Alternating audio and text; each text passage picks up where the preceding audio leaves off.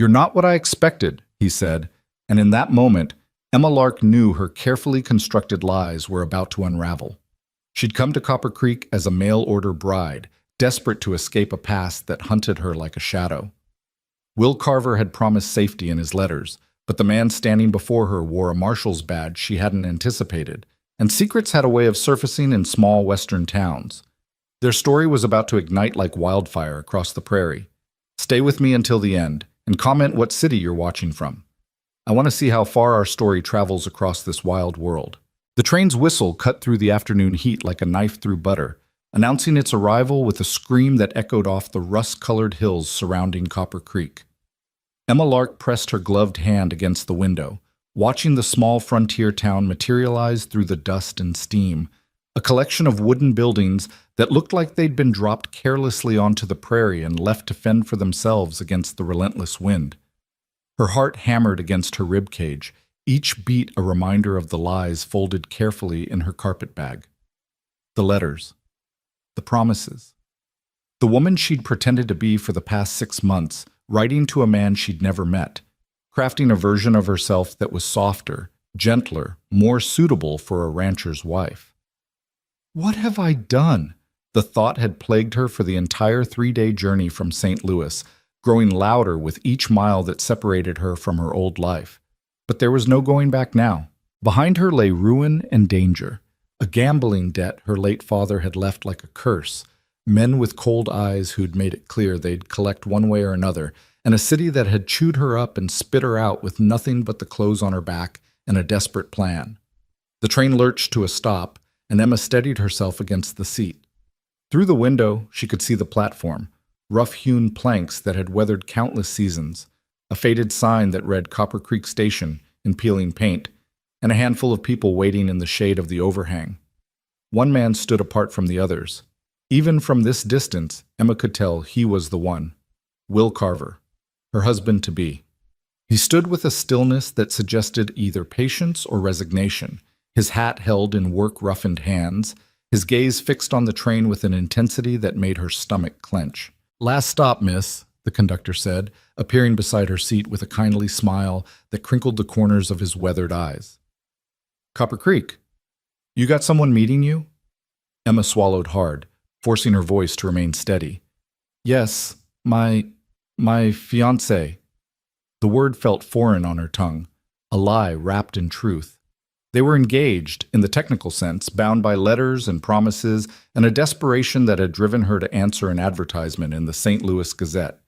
Honest rancher seeking wife, must be of good character, willing to work hard and ready to build a life in the Western Territories. No triflers or gold diggers need apply. She'd laughed when she first read it, a bitter, hollow sound in her empty boarding house room. Good character. If he only knew.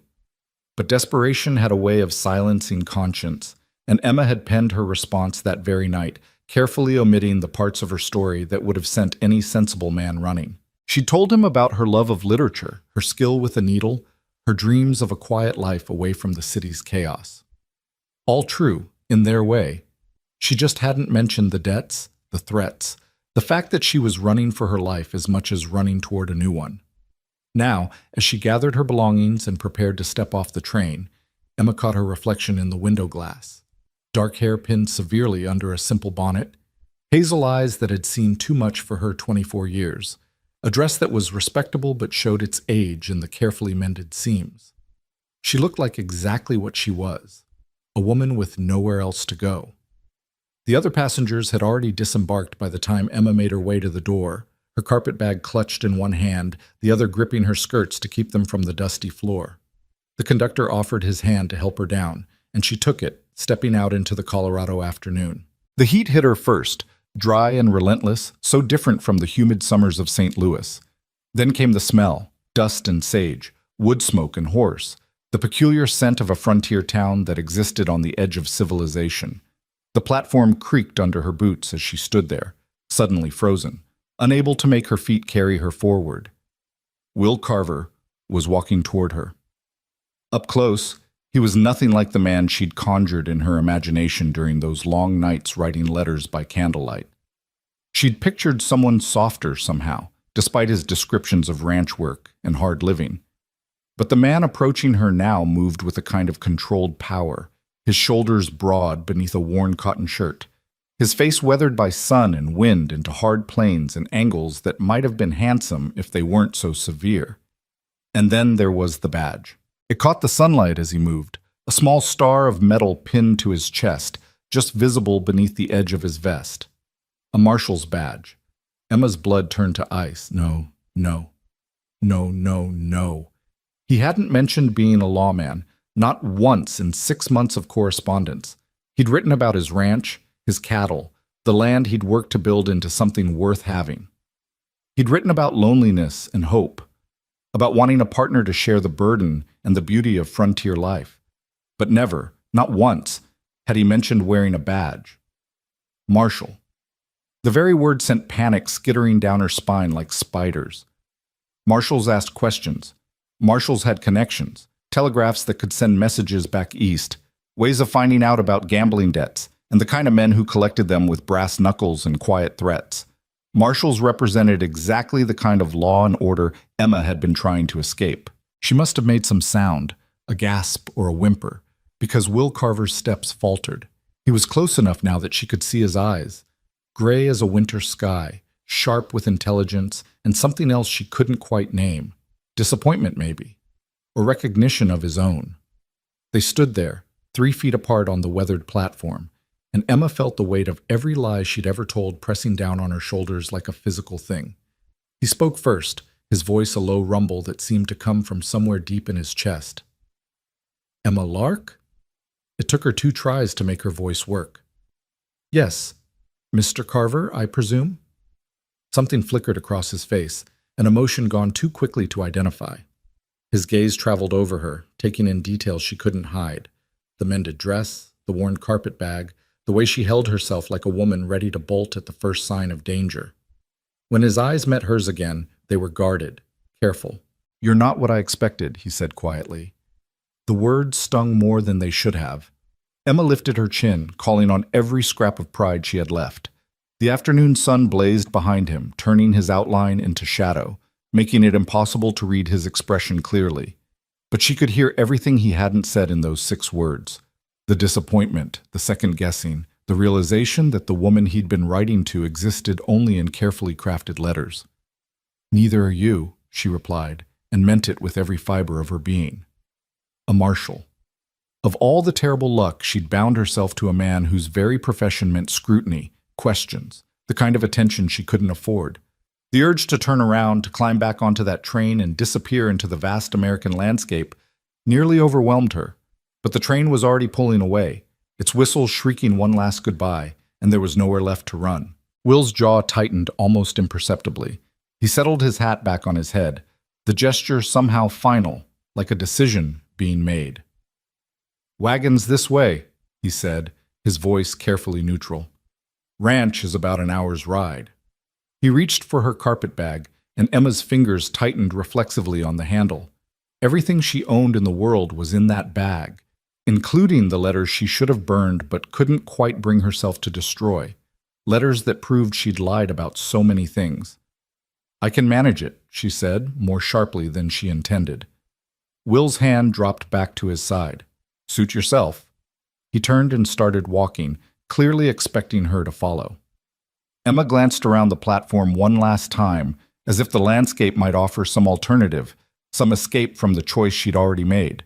But there was only Copper Creek, a handful of buildings shimmering in the heat, and beyond them, the endless prairie stretching toward mountains that looked close enough to touch, but were probably days away. This was the edge of the world, the place where civilization thinned to almost nothing, where a woman alone would last about as long as a snowflake in July. She followed. The wagon was old but well-maintained, hitched to a pair of horses that looked equally work-worn and cared for. Will loaded her bag into the back with an efficiency that spoke of long practice, then offered his hand to help her up. Emma hesitated only a moment before taking it, feeling the calluses on his palm, the strength in his grip as he steadied her onto the bench. He climbed up beside her, the wagon creaking under his weight, and took up the reins. With a click of his tongue, the horses started forward, pulling them away from the station and into the town proper. Copper Creek was exactly what Emma had expected, which was to say, not much. A wide main street of packed dirt, lined with the essential buildings of frontier commerce, a general store, a saloon, a blacksmith's forge sending up sparks, and the ring of hammer on anvil, a small church with a steeple that listed slightly to one side. People moved along the boardwalks, pausing to watch the wagon pass with the kind of frank curiosity that made Emma's skin prickle. "They're staring," she murmured, keeping her eyes forward. "Small town," Will replied, his attention on the road ahead. "Strangers always news. By tomorrow, everyone will know I collected my mail-order bride from the station." The term made her flinch. Mail-order bride. It sounded so transactional, so desperate. Which, she supposed, was exactly what it was. A business arrangement dressed up in the language of courtship. She'd known that when she answered his advertisement, had accepted it as the price of escape. But hearing it spoken aloud made it feel more real, more permanent. "About that," Emma said, gathering her courage. "You didn't mention being a marshal. In your letters." Will's hands tightened slightly on the reins, the only sign he'd heard her. They were passing the edge of town now, the buildings giving way to open land dotted with sage and the occasional hardy tree. "Didn't seem important," he said finally. "It's just a job." "It's not just a job," Emma countered. "It's—" She caught herself before she could say too much, reveal too much. "It's dangerous. So's ranching." He glanced at her sidelong, and Emma felt the weight of his scrutiny like a physical touch. "You scared of lawmen, Miss Lark?" The question hung in the air between them, loaded with implications Emma couldn't afford to examine too closely. "I'm scared of a lot of things, Mr. Carver," she said carefully. "Seems to me that's just common sense out here." Something that might have been approval flickered in his expression. "Fair enough." He returned his attention to the road, and Emma felt some of the tension leave her shoulders. They rode in silence for a while. The only sounds, the creak of the wagon, the steady clip-clop of hooves, and the whisper of wind through the grass. The prairie spread out around them like an ocean, endless and overwhelming, beautiful in a way that made Emma's chest ache. She'd spent her whole life in cities, surrounded by buildings and noise, and people pressed together in desperate proximity. This vast emptiness should have terrified her, but instead she felt something unexpected, a strange kind of peace, as if she could finally breathe after years of holding her breath. "It's beautiful," she said softly, more to herself than to him. Will turned to look at her, and this time his expression was less guarded, almost surprised. "You think so? Most women from back east find it desolate, lonely." "I am from back east," Emma replied, meeting his gaze, "and it is lonely, but that doesn't mean it isn't beautiful." For a long moment they simply looked at each other, and Emma saw something shift in Will's eyes, a reassessment perhaps, or the beginning of curiosity. Then he turned away, clearing his throat roughly. "Ranch is just over the next rise," he said. "It's not much, but it's mine." "Ours," he corrected, the word awkward in his mouth. "If you decide to stay." "If." Emma latched onto that word like a lifeline. It suggested choice, the possibility of escape if things went wrong, but it also suggested that Will Carver was as uncertain about this arrangement as she was, that maybe, just maybe, he had his own reasons for seeking a wife through the impersonal columns of a newspaper advertisement. The wagon crested the rise, and Emma got her first look at what would be her home. The ranch house sat in a shallow valley, sheltered from the worst of the prairie wind by a curve of the land. It was small, maybe 4 rooms, Emma guessed, built of rough-hewn timber that had weathered to a silvery gray. The roof needed work. She could see missing shingles from here. One of the porch posts listed at an angle, and the steps looked treacherous. Behind the house stood a barn in slightly better condition, a chicken coop, and a few outbuildings she couldn't identify. It was, as Will had said, not much, but it was also clearly loved, in a rough frontier way. Someone had planted wildflowers along the porch, scraggly things, but blooming bravely in the harsh climate. The yard was swept clean, and she could see where attempts had been made to repair the porch railing with fresh lumber. It was the home of a man who worked hard, who did his best with what he had. "Like I said," Will's voice was defensive now, "it's not fancy. I've been meaning to make improvements, but between the ranch and the marshal work, there's not much time for— It's fine, Emma interrupted, and was surprised to find she meant it. It's honest work, honest living. That's more than a lot of people have. Will pulled the wagon to a stop in front of the house and set the brake. He didn't move to get down immediately, just sat there staring at the house as if seeing it through her eyes. Your letters made you sound softer, he said quietly. More delicate. I expected someone who'd take one look at this place and burst into tears. Emma's laugh came out bitter. I'm sorry to disappoint you. Didn't say I was disappointed. Will finally turned to face her fully, and Emma found herself trapped by the intensity of his gaze. Just said you're not what I expected. Neither of us are, seems like. Question is, what do we do about it? It was a fair question, one Emma didn't have an answer for. The smart thing, the safe thing, would be to ask him to take her back to town, to find some other way forward that didn't involve lying to a lawman every day for the rest of her life. But intelligence and safety were luxuries she couldn't afford, not with Victor Maddox's hired thugs probably already on her trail, not with nowhere else to go and winter coming on.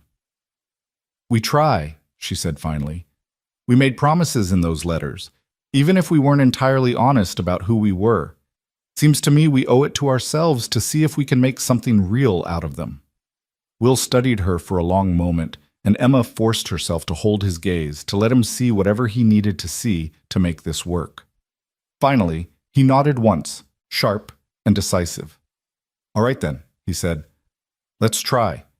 He climbed down from the wagon and came around to her side, offering his hand again. This time, when Emma took it, it felt different.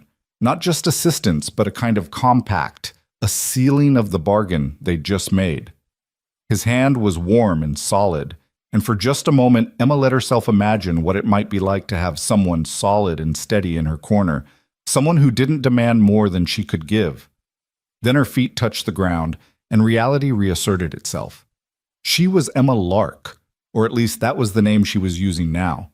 She was a liar and a fugitive, bound to a lawman by desperate circumstance and carefully constructed fiction. This wasn't a fairy tale. This was survival, pure and simple. Will retrieved her carpet bag from the wagon bed and gestured toward the house. I'll show you around, then get the horses settled. There's a room upstairs you can use. I've been sleeping down here, so there's no need to worry about— Well, he cleared his throat again, color rising in his weathered cheeks. We'll figure out those arrangements as we go. Emma felt her own face heat. In all her desperate planning, she hadn't thought much beyond escaping St. Louis. The reality of what marriage meant, even an unconsummated one, hit her now with the force of a physical blow. She was expected to share this man's life, his home, eventually his bed. The thought made her throat tight with something between fear and an emotion she couldn't name. That's very considerate, she managed, just practical. Will started toward the house, and Emma followed, taking in more details with each step. The porch creaked alarmingly under their weight. The front door hung slightly crooked on its hinges. But inside the house was clean, Spartan, and clearly the domain of a man living alone, but swept and dusted with a care that spoke of discipline, if not domesticity. The main room served as both kitchen and living area, with a cast-iron stove in one corner, a rough-hewn table with two mismatched chairs, and a worn armchair positioned near the fireplace. Hooks by the door held Will's coat and gun belt. Seeing the pistol sent another jolt of anxiety through Emma's system. Lawmen carried guns for a reason. Kitchen's basic but functional, Will was saying, gesturing around the space. Pumps out back for water. I've got chickens for eggs, and there's usually decent hunting this time of year. Root cellars stocked for winter, but we'll need to put up more vegetables before the frost comes. He led her through a doorway to show her a small bedroom, barely large enough for the single bed and dresser it contained. His room, she realized, noting the masculine clothes folded neatly on the dresser, the gun oil and cleaning supplies beside them, the Bible on the small bedside table. This is, she gestured vaguely. My room. Was my room, Will corrected. Yours now if you want it. I can sleep in the main room easy enough. Used to it from my marshal days, sleeping where I can. They climbed the narrow staircase to the upper floor, which was little more than a loft divided in half. One side held storage, trunks and boxes, spare lumber, Things accumulated over years of frontier living. The other side had been set up as a bedroom, with a brass bed frame that had seen better days, a washstand, and a window that looked out over the prairie. "It's quieter up here," Will said, setting her carpetbag on the bed. "More private. I thought, well, I thought you might like that." Emma walked to the window, looking out at the vast expanse of land painted gold by the lowering sun. Private. Yes, she would need that. Space to think, to plan, to figure out how to maintain her carefully constructed lies in such close quarters with a man whose job was uncovering truth. "It's perfect," she said, and this time she wasn't lying. Will shifted his weight, clearly uncomfortable with domestic arrangements and emotional territory. "I'll leave you to settle in, then. There's water in the pitcher, and I'll bring up some more after I tend the horses. Dinner's usually simple. I'm not much of a cook, but I can manage beans and cornbread, keep us from starving." "I can cook," Emma heard herself say. "It's one of the things I told you that was actually true. I'm a fair hand in the kitchen." Something eased in Will's expression. Relief, maybe, that at least some of what she'd written hadn't been fabricated. That would be welcome. "Supplies are in the kitchen. Help yourself to whatever you need." He turned to leave, then paused in the doorway, his broad shoulders nearly filling the frame.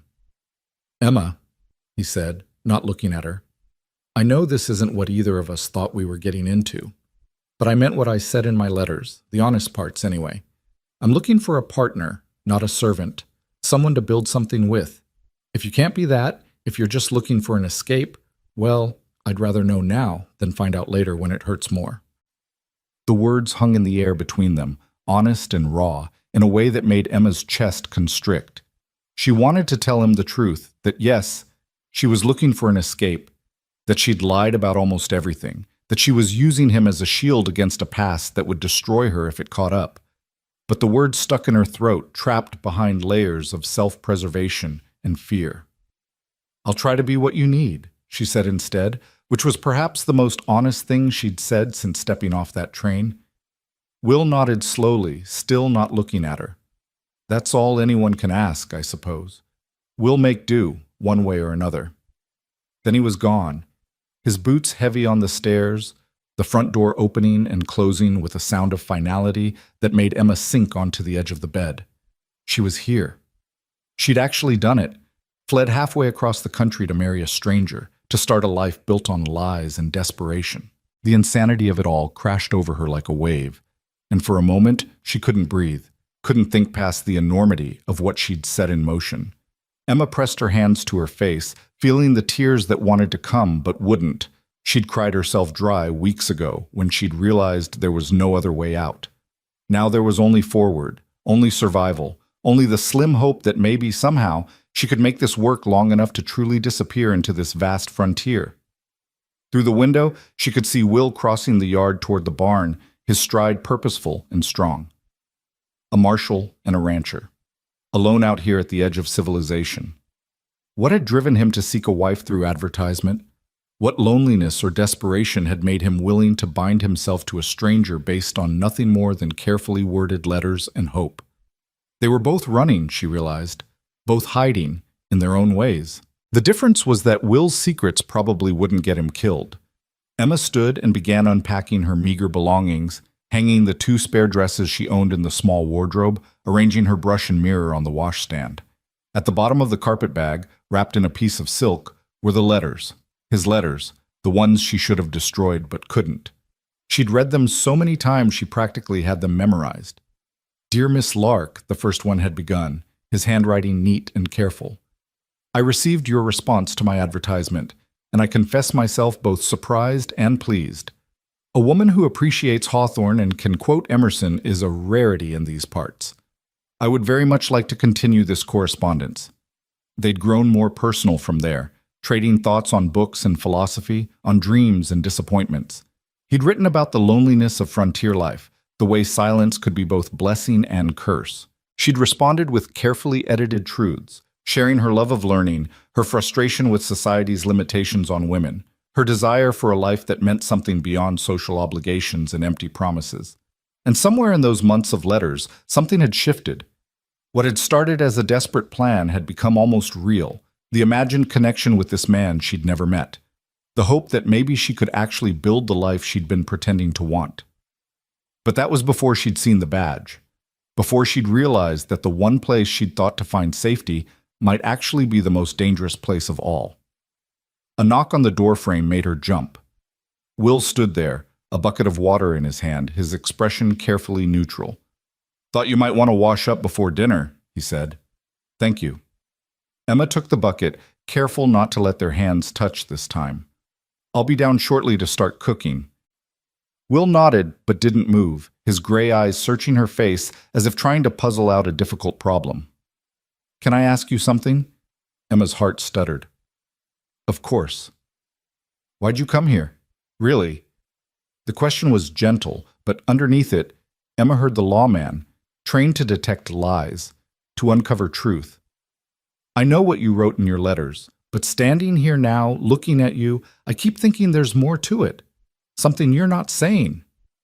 For a wild moment, Emma considered telling him everything, about her father's gambling debts, about Victor Maddox and his cold-eyed collectors, about the threat that had sent her running, but fear closed her throat, trapped the words before they could form. "I wanted a different life," she said carefully. "The city was suffocating me. I wanted space, freedom, a chance to be something other than what society expected. That much was true." It wasn't the whole truth, but it wasn't entirely a lie either, and Emma saw Will weighing her words, deciding whether to push or let it rest. "Fair enough," he said finally. "We've all got reasons for the choices we make. Long as you're here honest, long as you mean to try, that's good enough for me." He turned to leave again, then paused. "One more thing. I'm the marshal of Copper Creek and 3 surrounding townships. It means I'm gone sometimes, chasing down outlaws or settling disputes. When I'm gone, you're alone out here. You know how to shoot?" Emma shook her head. "Then I'll teach you. Tomorrow, after the morning chores. Out here, being able to defend yourself isn't optional. It's survival, for women especially." "All right," Emma agreed, though the thought of holding a gun, of learning to use it, sent a chill down her spine. Will studied her a moment longer, then nodded and headed back downstairs. Emma listened to his boots on the wooden floor, the sound of him moving through the house he'd lived in alone for who knew how long. She poured water from the bucket into the wash basin and splashed her face, letting the cool liquid wash away the dust and sweat of travel. In the small mirror above the washstand, her reflection stared back, pale and drawn, eyes too large in a face sharpened by stress and fear. "You can do this," she whispered to herself. "You have to do this." Because the alternative was unthinkable. Going back meant Victor Maddox, meant the kind of debt that could only be paid in blood or worse. It meant the end of everything, including hope. Emma dried her face and straightened her dress, running her hands over the fabric to smooth the wrinkles. Then she headed downstairs to begin her new life, one careful lie at a time. The kitchen was indeed basic, but Will had been truthful about the supplies. The root cellar held potatoes, onions, carrots, and dried beans. There was flour and cornmeal, salt pork, and a few precious tins of preserved tomatoes. Not abundance, but enough. More than enough by Emma's standards. She set to work with practiced efficiency, her hands finding comfort in familiar tasks. Chopping vegetables, stoking the fire in the cast iron stove, measuring flour for biscuits. Cooking had always been a refuge for her, one of the few skills her mother had insisted she learn before consumption had taken her, leaving Emma alone with a father who loved cards more than his daughter. Will came in as she was sliding the pan of biscuits into the oven, carrying an armload of firewood. He stopped short, surprise flickering across his features as he took in the scene. The pot of stew simmering on the stove, the table set with mismatched plates, the smell of baking bread beginning to fill the small house. "You work fast," he said. Emma shrugged. "Idle hands and all that. Besides, I was hungry." "When's the last time you ate?" The question caught her off guard.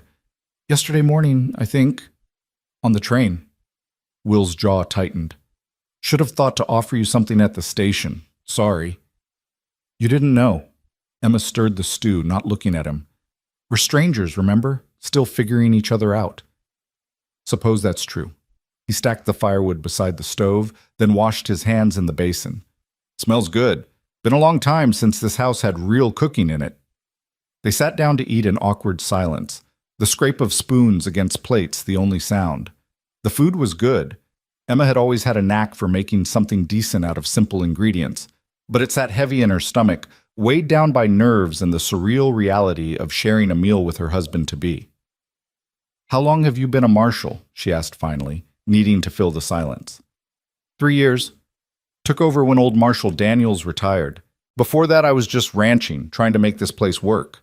Will broke apart a biscuit, steam rising from the center. Marshal work pays steady, which helps when the cattle don't. Figured I could do both, at least until... Until what? He met her eyes across the table. Until I had a reason to stay put. A family, maybe. Something worth being home for. The implication hung between them, heavy with expectation and hope, and all the ways Emma was already failing to be what he needed. She looked down at her plate, unable to hold his gaze. "The badge," she said carefully. "Does it mean you're always on duty, always watching?" Will was quiet for a long moment. When Emma risked a glance up, he was studying her with that same penetrating intensity that made her feel transparent, as if he could see right through to all her carefully hidden secrets. "It means I uphold the law," he said finally. "Keep the peace. Protect people who need protecting. But I'm not a man who goes looking for trouble where there isn't any, if that's what you're asking." It was, and it wasn't. Emma wanted to know if he'd investigate her past, if he'd start asking questions she couldn't answer. But she couldn't ask that directly without raising the very suspicions she was trying to avoid. "I'm just trying to understand what life will be like here," she said instead. "What I'm getting into." "Honest answer?" Will leaned back in his chair, firelight playing across his features. "Life here is hard. Winters are brutal. The work never ends. And yes, sometimes my marshal duties take me away from the ranch, sometimes into dangerous situations. But I've stayed alive this long by being careful and smart. I don't take unnecessary risks." "And what about me?" The question came out smaller than Emma intended. "What are the risks for me?" Will's expression softened slightly. "I won't lie to you. Being a marshal's wife isn't safe. There are men who'd use you to get to me if they thought they could. That's part of why I'll teach you to shoot, to defend yourself. But Emma, I promise you this. I'll do everything in my power to keep you safe. That's not an empty promise. That's a vow." The sincerity in his voice made Emma's throat tight. Here was this man offering protection to someone who'd lied to him from the first word, promising to keep her safe when he had no idea what he was protecting her from. The guilt of it was almost unbearable. "What if—" she started, then stopped, unsure how to finish. "What if what?" Emma took a breath, choosing her words carefully. "What if I'm not who you think I am? What if the woman in those letters was an ideal I couldn't quite live up to?" Will was quiet, his gray eyes never leaving her face. Then, to her surprise, a ghost of a smile touched his lips. "Emma, I fought in the war. I've seen men at their worst and their best. I've learned that nobody is exactly who they seem at first glance. We're all carrying something, hiding something, trying to be better than we are." He paused. "I'm not asking for perfect. I'm just asking for honest effort. Can you give me that?" The question nearly broke her, because no, she couldn't give him honesty, not the kind he deserved. But effort? That at least she could offer. "Yes," she whispered. "I can try." "Then that's enough for now." Will stood, collecting the plates. "You cooked. I'll clean up. That seem fair?" Emma nodded, grateful for the chance to escape to her room, to process everything that had happened in this impossible day. But as she climbed the stairs, she heard Will's voice, quiet and thoughtful. "Emma, for what it's worth, you're not what I expected either, but maybe that's not such a bad thing." She didn't know how to respond, so she didn't. She just kept climbing, each step taking her farther from the life she'd fled and deeper into the uncertain future she'd chosen. In her room, Emma prepared for bed mechanically, her mind racing. Through the floorboards, she could hear Will moving around downstairs, the sound of dishes being washed, the creak of the floorboards as he banked the fire for the night. Normal sounds, domestic sounds, the kind of sounds she'd never thought to hear in her own home. She unpinned her hair and brushed it out, watching the moonlight paint silver patterns across the worn floorboards. Somewhere out there, beyond the prairie, beyond the mountains, Victor Maddox was probably still looking for her. Men like him didn't forgive debts, didn't forget faces. But here, in this small house at the edge of the world, Emma could almost believe she was safe. Almost. A soft knock on the doorframe made her turn. Will stood there, a quilt draped over one arm. "Nights get cold up here," he said, offering it to her. "This should help." Emma took the quilt, noting the careful stitching, the faded but still vibrant pattern. "Did you make this?" "My mother, before she passed." Will's voice was gruff with emotion he was trying to hide. "Seems fitting you should have it. Welcome to the family, such as it is." Before Emma could respond, he was gone, his footsteps retreating down the stairs. She heard the sound of him settling into what must be the armchair, the creak of old wood and leather.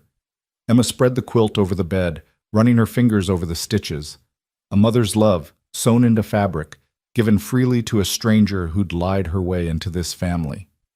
The gesture made her eyes burn with tears she couldn't shed. She climbed into bed, pulling the quilt up to her chin, and stared at the ceiling. Tomorrow she would learn to shoot. Tomorrow she would start the daily work of maintaining this fragile deception. Tomorrow she would try to be the wife Will Carver needed, even as she carried secrets that could destroy them both. But tonight, in this moment, Emma let herself feel something she hadn't felt in months. A fragile, dangerous thing she barely recognized as hope. Dawn came soft and pink across the prairie, painting the sky in shades of rose and gold that Emma had never seen in the city.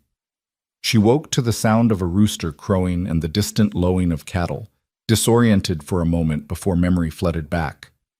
Colorado. The ranch.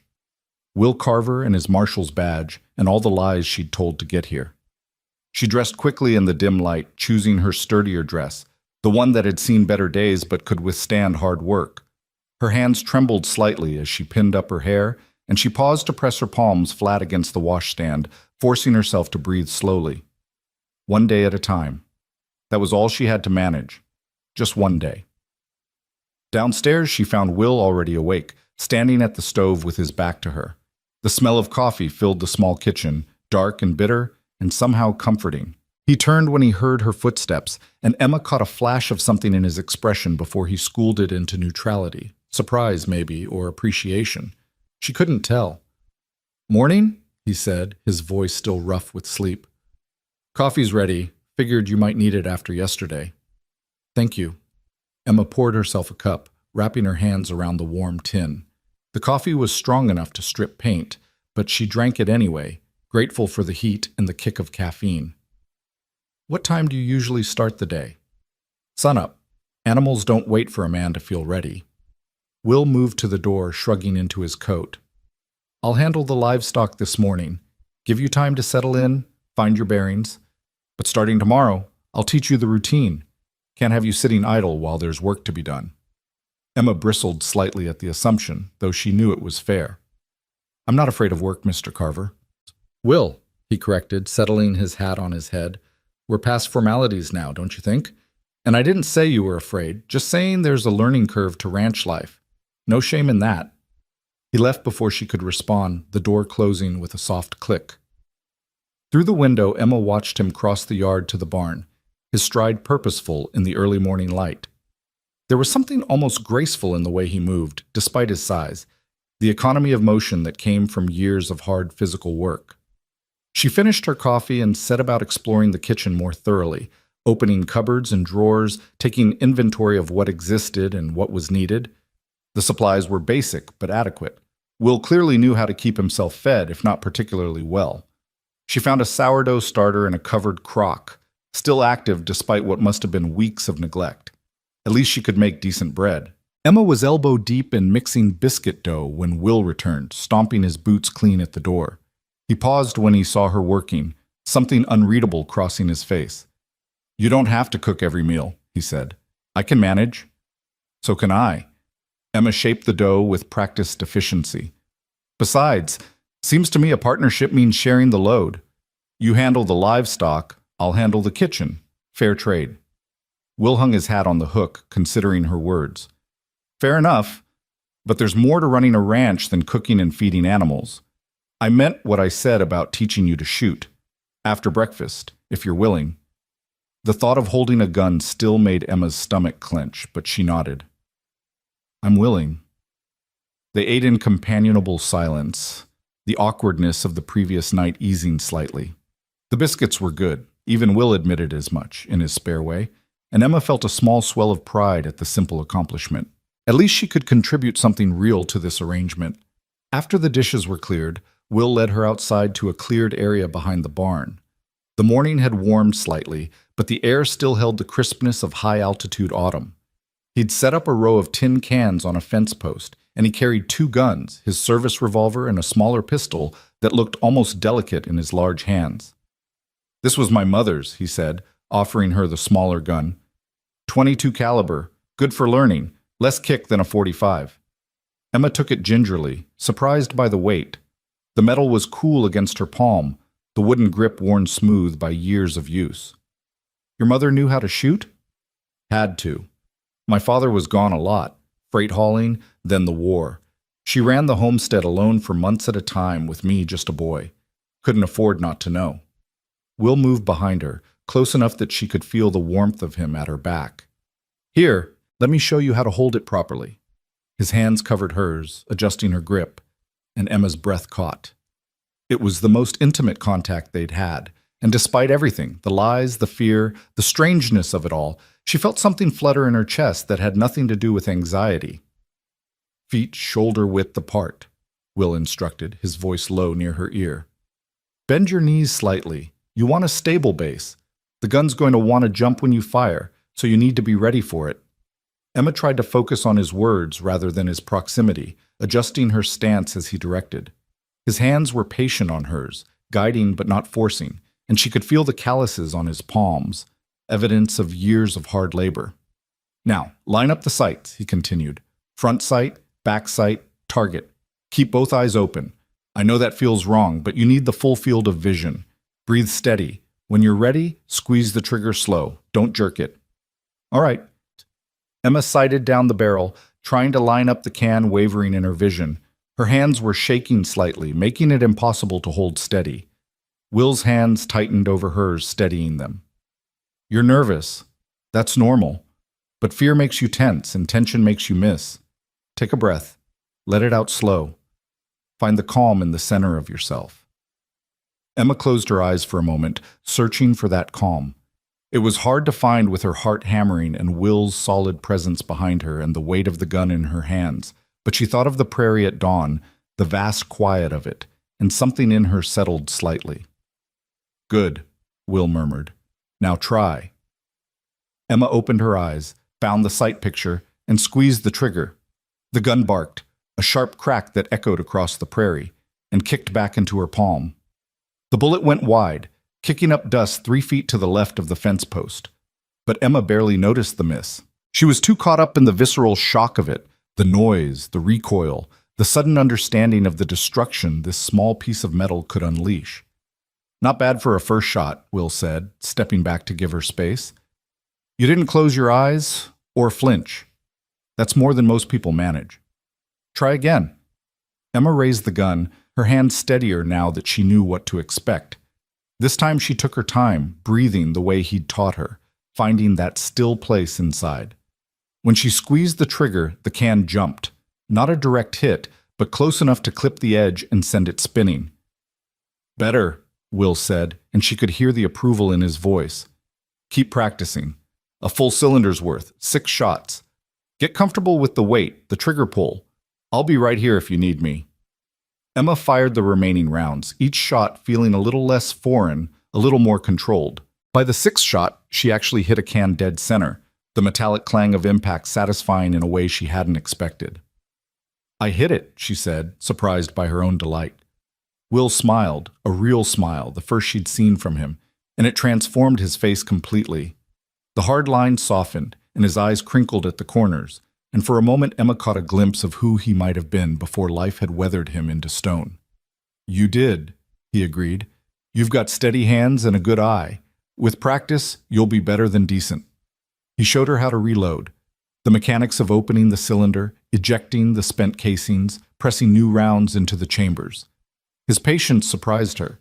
She'd expected a harder taskmaster, someone who would push and criticize. Instead, he taught the way a good teacher should, with calm instruction and genuine encouragement.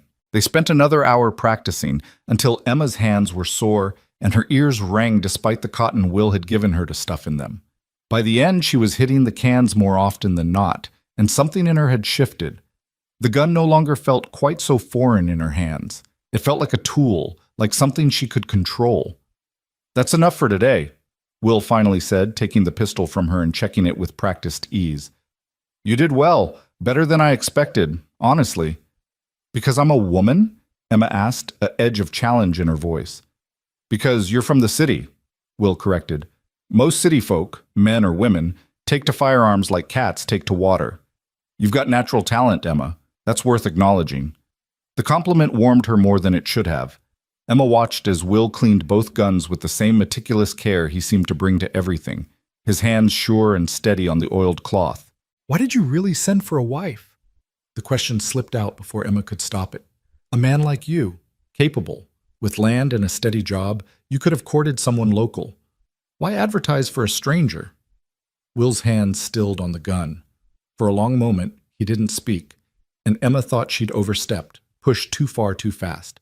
But then he sighed, a sound that seemed to come from somewhere deep in his chest. "Same reason you answered the advertisement, I imagine," he said quietly. "Desperation of one kind or another." He set the gun down, meeting her eyes. "The war broke something in me, Emma. Made me hard in ways I don't much like. Women around here, they look at me and see the badge, the gun, the man who brings in outlaws, dead or alive. They don't see someone they want to build a life with. They see danger." "And you thought a stranger might not see that?" Emma asked softly. "I thought a stranger might be willing to look past it, to see whatever else there might be." He picked up the gun again, resuming his cleaning with deliberate focus. "Foolish, maybe, but loneliness makes fools of us all, eventually." Emma felt something crack in her chest, empathy she couldn't afford, understanding she had no right to feel. Because she was using his loneliness, his desperate hope for connection, to hide from her own demons. She was the worst kind of fraud. "I'm sorry," she said, though she wasn't sure exactly what she was apologizing for. Will glanced at her, confusion flickering across his features. "What for?" "For not being what you hoped for. For being just another disappointment." "Who said you were a disappointment?" Will stood, tucking the clean guns into his belt. "You're different than I expected, sure. But disappointment? No. If anything, you're more than I expected. Stronger. That's worth something out here." He started back toward the house, leaving Emma standing in the yard with her thoughts churning. The morning sun had climbed higher, warming the air, and she could hear the sounds of the ranch, chickens clucking, cattle lowing, the wind sighing through the grass. Normal sounds, peaceful sounds, so different from the constant noise of the city. She was following Will back to the house when she heard it, the distant thunder of hoofbeats approaching fast. Will heard it too. He went still, his hand dropping instinctively to his gun, his whole body tensing in a way that spoke of long experience with danger. "Get inside," he said, his voice suddenly hard, all the softness of the morning gone. "Now." "What is it?" Emma asked, even as she moved toward the house. "Don't know yet, but anyone riding that hard either needs help or means trouble." Will's eyes scanned the horizon, tracking the sound.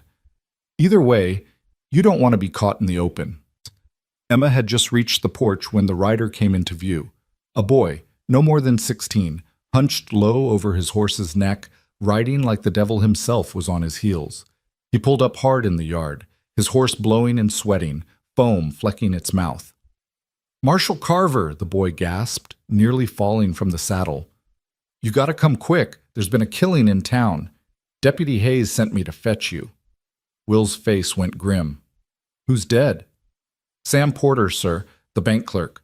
Found him this morning behind the saloon, throat cut ear to ear.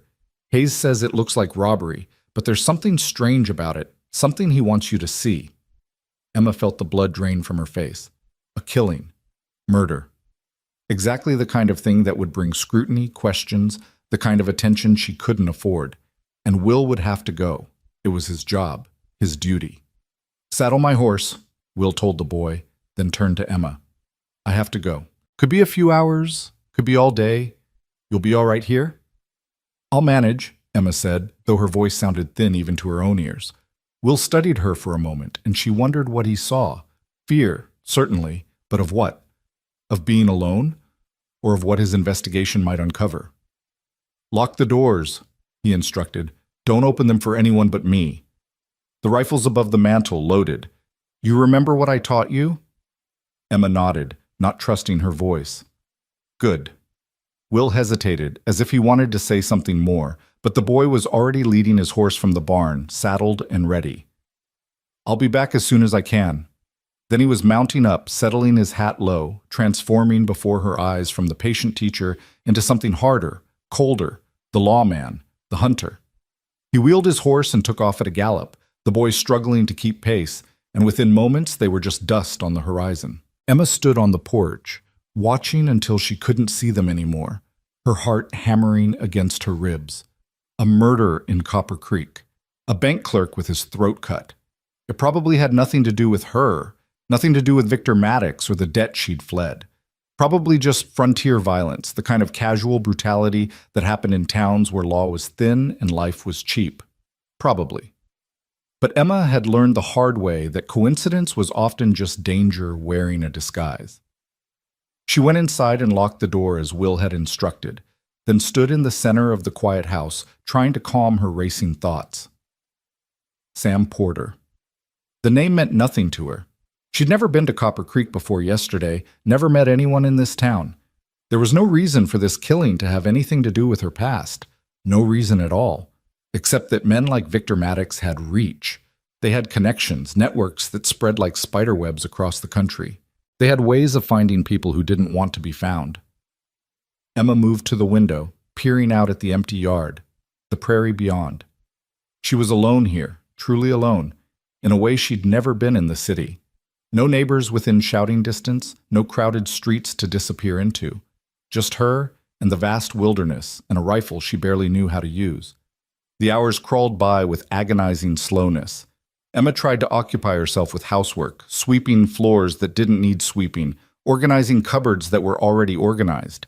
She made bread because her hands needed something to do, kneading the dough with more force than necessary, trying to work out the anxiety that coiled in her stomach like a snake.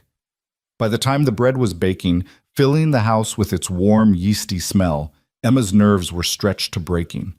She found herself pacing, unable to settle, jumping at every sound. The creak of the house settling, the scratch of windblown sage against the wall, the distant cry of a hawk. She was standing at the window, watching the road for any sign of Will's return, when she saw it. Another rider, approaching from the east. Not Will. This horse was different, lighter in color, and the rider's silhouette was wrong, too lean, too unfamiliar. Emma's hand went to her throat, her pulse suddenly deafening in her ears. The rider was coming straight toward the house, not hurrying, but purposeful, as if he knew exactly where he was going. She backed away from the window, her mind racing. Will had said not to open the door for anyone. But what if this was someone legitimate? A neighbor, another rancher, someone with business at the Carver Ranch? Or what if it wasn't? Emma moved to the mantel, reaching for the rifle Will had said was there. Her hands trembled as she lifted it down, feeling the weight of it, so much heavier than the pistol she'd practiced with that morning. She checked it the way Will had shown her, loaded, ready to fire. The hoofbeats were closer now, entering the yard. Emma moved to the side of the window where she could see out without being clearly visible, the rifle clutched in her hands. The rider was a man, middle-aged, dressed in dusty trail clothes. He had a hard face, weathered and scarred, and when he dismounted, Emma saw the gun belt slung low on his hip, the kind professional gunmen wore. He approached the house slowly, his eyes scanning the windows, the door, taking in details with the practiced assessment of someone who'd done this many times before. He knocked, 3 sharp raps that made Emma flinch. "Mrs. Carver?" His voice was rough, like gravel in a tin cup. "Mrs. Carver, I know you're in there. I can see the smoke from your chimney, smell the bread baking. I'm not here to hurt you. I just need to talk. Emma said nothing, barely breathing, the rifle heavy in her hands. The man waited, then knocked again. Marshal Carver asked me to check on you. There's been some trouble in town. He wanted to make sure you were safe out here. It was a lie. It had to be. Will would have sent the boy back if he'd wanted to check on her, or come himself, or sent his deputy. He wouldn't send a stranger, especially not one who moved like a predator. Mrs. Carver, I can wait out here all day if I need to. Or you can open the door and we can have a civilized conversation. Your choice. Emma's hands tightened on the rifle. Through the window, she could see the man settling himself on the porch steps, making himself comfortable. He pulled out a tobacco pouch and began rolling a cigarette, calm as Sunday morning, as if he had all the time in the world. She was trapped. She couldn't leave. He'd see her the moment she tried for the barn. She couldn't send for help. There was no one close enough to hear, even if she screamed. And she couldn't trust that he'd simply leave if she waited him out. The man lit his cigarette, took a long drag, and exhaled slowly. I know who you are, Emma Lark, he said conversationally, as if they were discussing the weather. Or should I say, Emma Hartley. That is your real name, isn't it? The one you used back in St. Louis before you decided to reinvent yourself. Emma's blood turned to ice. No, this couldn't be happening. Not here, not now, not when she'd just started to believe she might actually be safe. Victor Maddox sends his regards, the man continued. Says your father owed him a considerable sum. Says that debt doesn't die just because your father did. Says it passes to family the way these things do. Emma's legs went weak. She sank down beside the window, the rifle across her lap, her whole body shaking. This was it. This was the reckoning she'd been running from, catching up to her faster than she'd ever imagined possible. Now Victor's a reasonable man, the stranger went on. He understands you might not have the cash on hand, but he's willing to work something out. All you have to do is come with me. Have a conversation. No one needs to get hurt. No one needs to involve your new husband in this unfortunate business. The threat was clear. Cooperate, or Will would become a target too. Emma closed her eyes, fighting back the tears that wanted to come. She'd done this. She'd brought this danger to Will's doorstep, put a good man in the crosshairs of the kind of evil he couldn't possibly understand. I need an answer, Mrs. Carver, the man said, his voice hardening slightly. And I need it soon. My patience isn't unlimited. Emma opened her eyes, staring at the rifle in her hands. She could shoot him. Will had taught her how. She could open the door and put a bullet in him before he knew what was happening. But then what? Maddox would send others. Men like this didn't work alone. They were the first wave, the warning shot.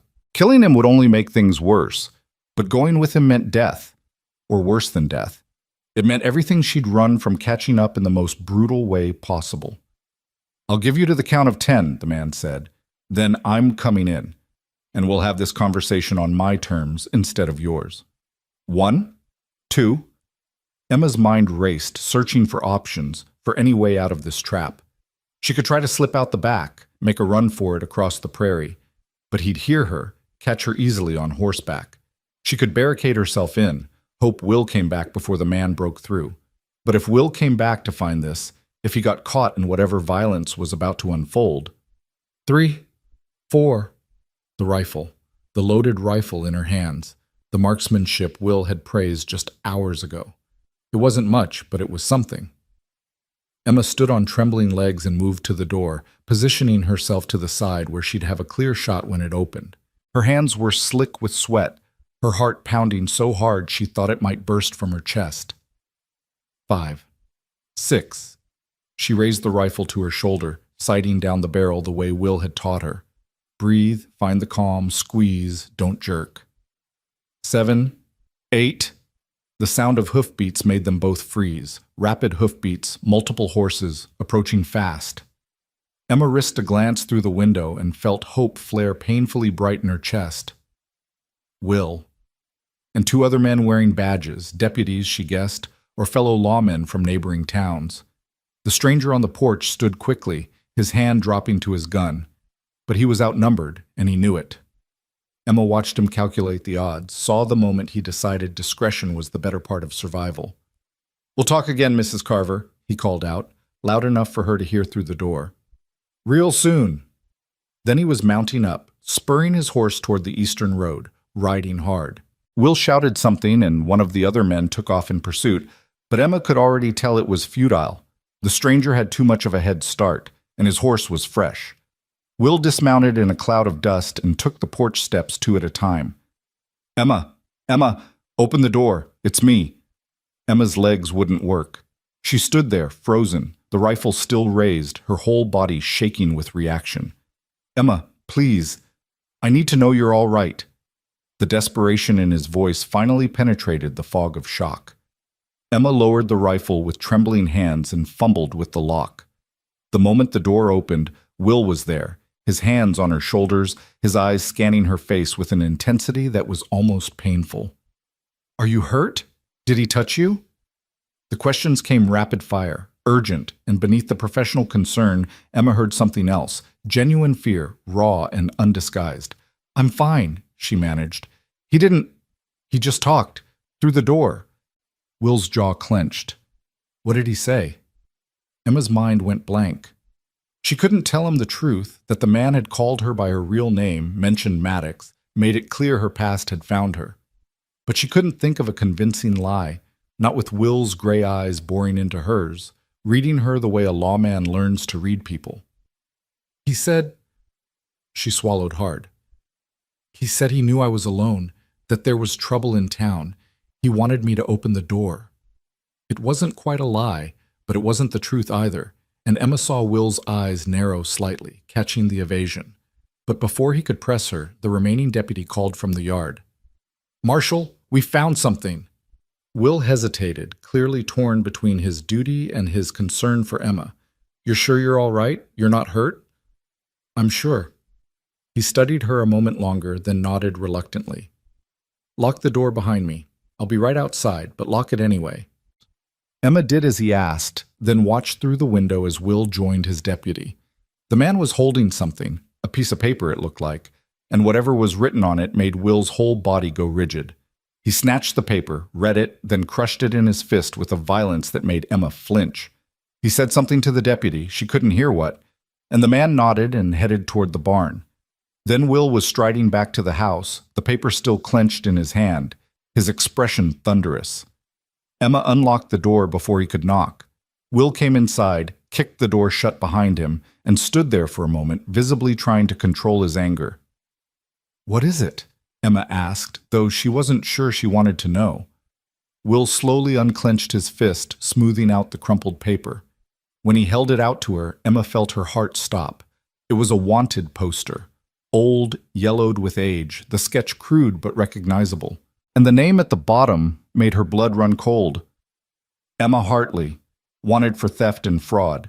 $500 reward. The silence stretched between them, heavy and damning. Emma couldn't speak, couldn't move, couldn't do anything but stare at the evidence of everything she'd tried to hide. Is it true? Will's voice was quiet, dangerously controlled. Is Emma Lark even your real name? Emma's mouth opened, but no words came out. What could she say? The truth would condemn her. A lie would only make it worse. She was caught, trapped as thoroughly as if the stranger had put her in chains. Emma. Will's voice cracked slightly on her name. I need you to talk to me. I need you to tell me what's going on. Because right now, I've got a dead man in town, a wanted fugitive in my house, and a stranger who knows things he shouldn't. And I can't protect you if I don't know what I'm protecting you from. Protect. The word cut through Emma's panic like a knife. Even knowing what he knew, even holding evidence of her crimes in his hand, Will's first instinct was still to protect her. It broke something in her, the last wall she'd built around the truth. My name is Emma Hartley, she said, her voice barely above a whisper. And I'm not who I said I was. The words hung in the air between them like smoke from a gunshot. Impossible to take back. Emma watched Will's face, saw the muscles in his jaw work as he processed what she'd just admitted. The wanted poster crinkled in his grip, and for a long moment the only sound was the ticking of the clock on the mantel and Emma's ragged breathing. Go on, Will said finally, his voice carefully controlled. Too controlled. the kind of calm that came before a storm. Emma wrapped her arms around herself, suddenly cold despite the warmth of the house. My father was a gambler, a good one, for a while. But the luck turned, the way it always does, and he started borrowing money from the wrong people. Victor Maddox. Just saying the name made her feel sick. When my father died, Maddox said the debt passed to me. $20,000. Will's eyes widened slightly. 20,000. I didn't have it. I had nothing. No money, no family, no way to pay. Maddox's men made it clear what would happen if I didn't settle up. Emma's hands trembled as she continued. So I ran. Changed my name, saw your advertisement, and thought... Her voice broke. I thought I could disappear. Start over where no one would find me. The charges on this poster, Will said, holding it up. Theft and fraud. Did you steal from Maddox? No. Emma shook her head vehemently. I worked as a seamstress, did alterations for a dress shop. When I left St. Louis, I took fabric that I'd already paid for, materials for orders I'd been working on. But the shop owner, she was connected to Maddox somehow. She filed charges, made it look like I'd robbed her. It was a lie. But who's going to believe a poor seamstress over a respected business owner? Will was quiet, studying the poster with a lawman's eye. Emma watched him, trying to read his expression, but he'd gone distant, closed off in a way that terrified her more than anger would have. The man who was here, Will said slowly. He worked for Maddox? I think so. He knew my real name. He knew about the debt. Emma's voice dropped to barely a whisper. He said Maddox wants to talk. That's what men like Maddox say before they kill you. Will crumpled the poster again, shoving it into Olga's pocket. He paced to the window, staring out at the prairie, his shoulders tight with tension. Emma stood frozen, waiting for judgment, for condemnation, for him to tell her to pack her things and get out. The man in town, Will said, his back still to her. Sam Porter. They cut his throat, but that's not what killed him. He drowned, in about an inch of his own blood, the doc says. Took him several minutes to die. That's a message killing, Emma. The kind men like Maddox used to send warnings. Emma's legs went weak. She sank into a chair, horror washing over her. You think Maddox killed him? But why? Sam Porter, I don't even know who that is. Bank clerk, Will said, turning to face her. His eyes were hard, but underneath Emma saw something else. Calculation. The mind of a marshal working through a puzzle. He processed the telegraphs that came through the bank. If someone sent a message asking about you, inquiring whether a woman matching your description had arrived in Copper Creek, Sam would have been the one to see it. Understanding dawned, cold and sickening.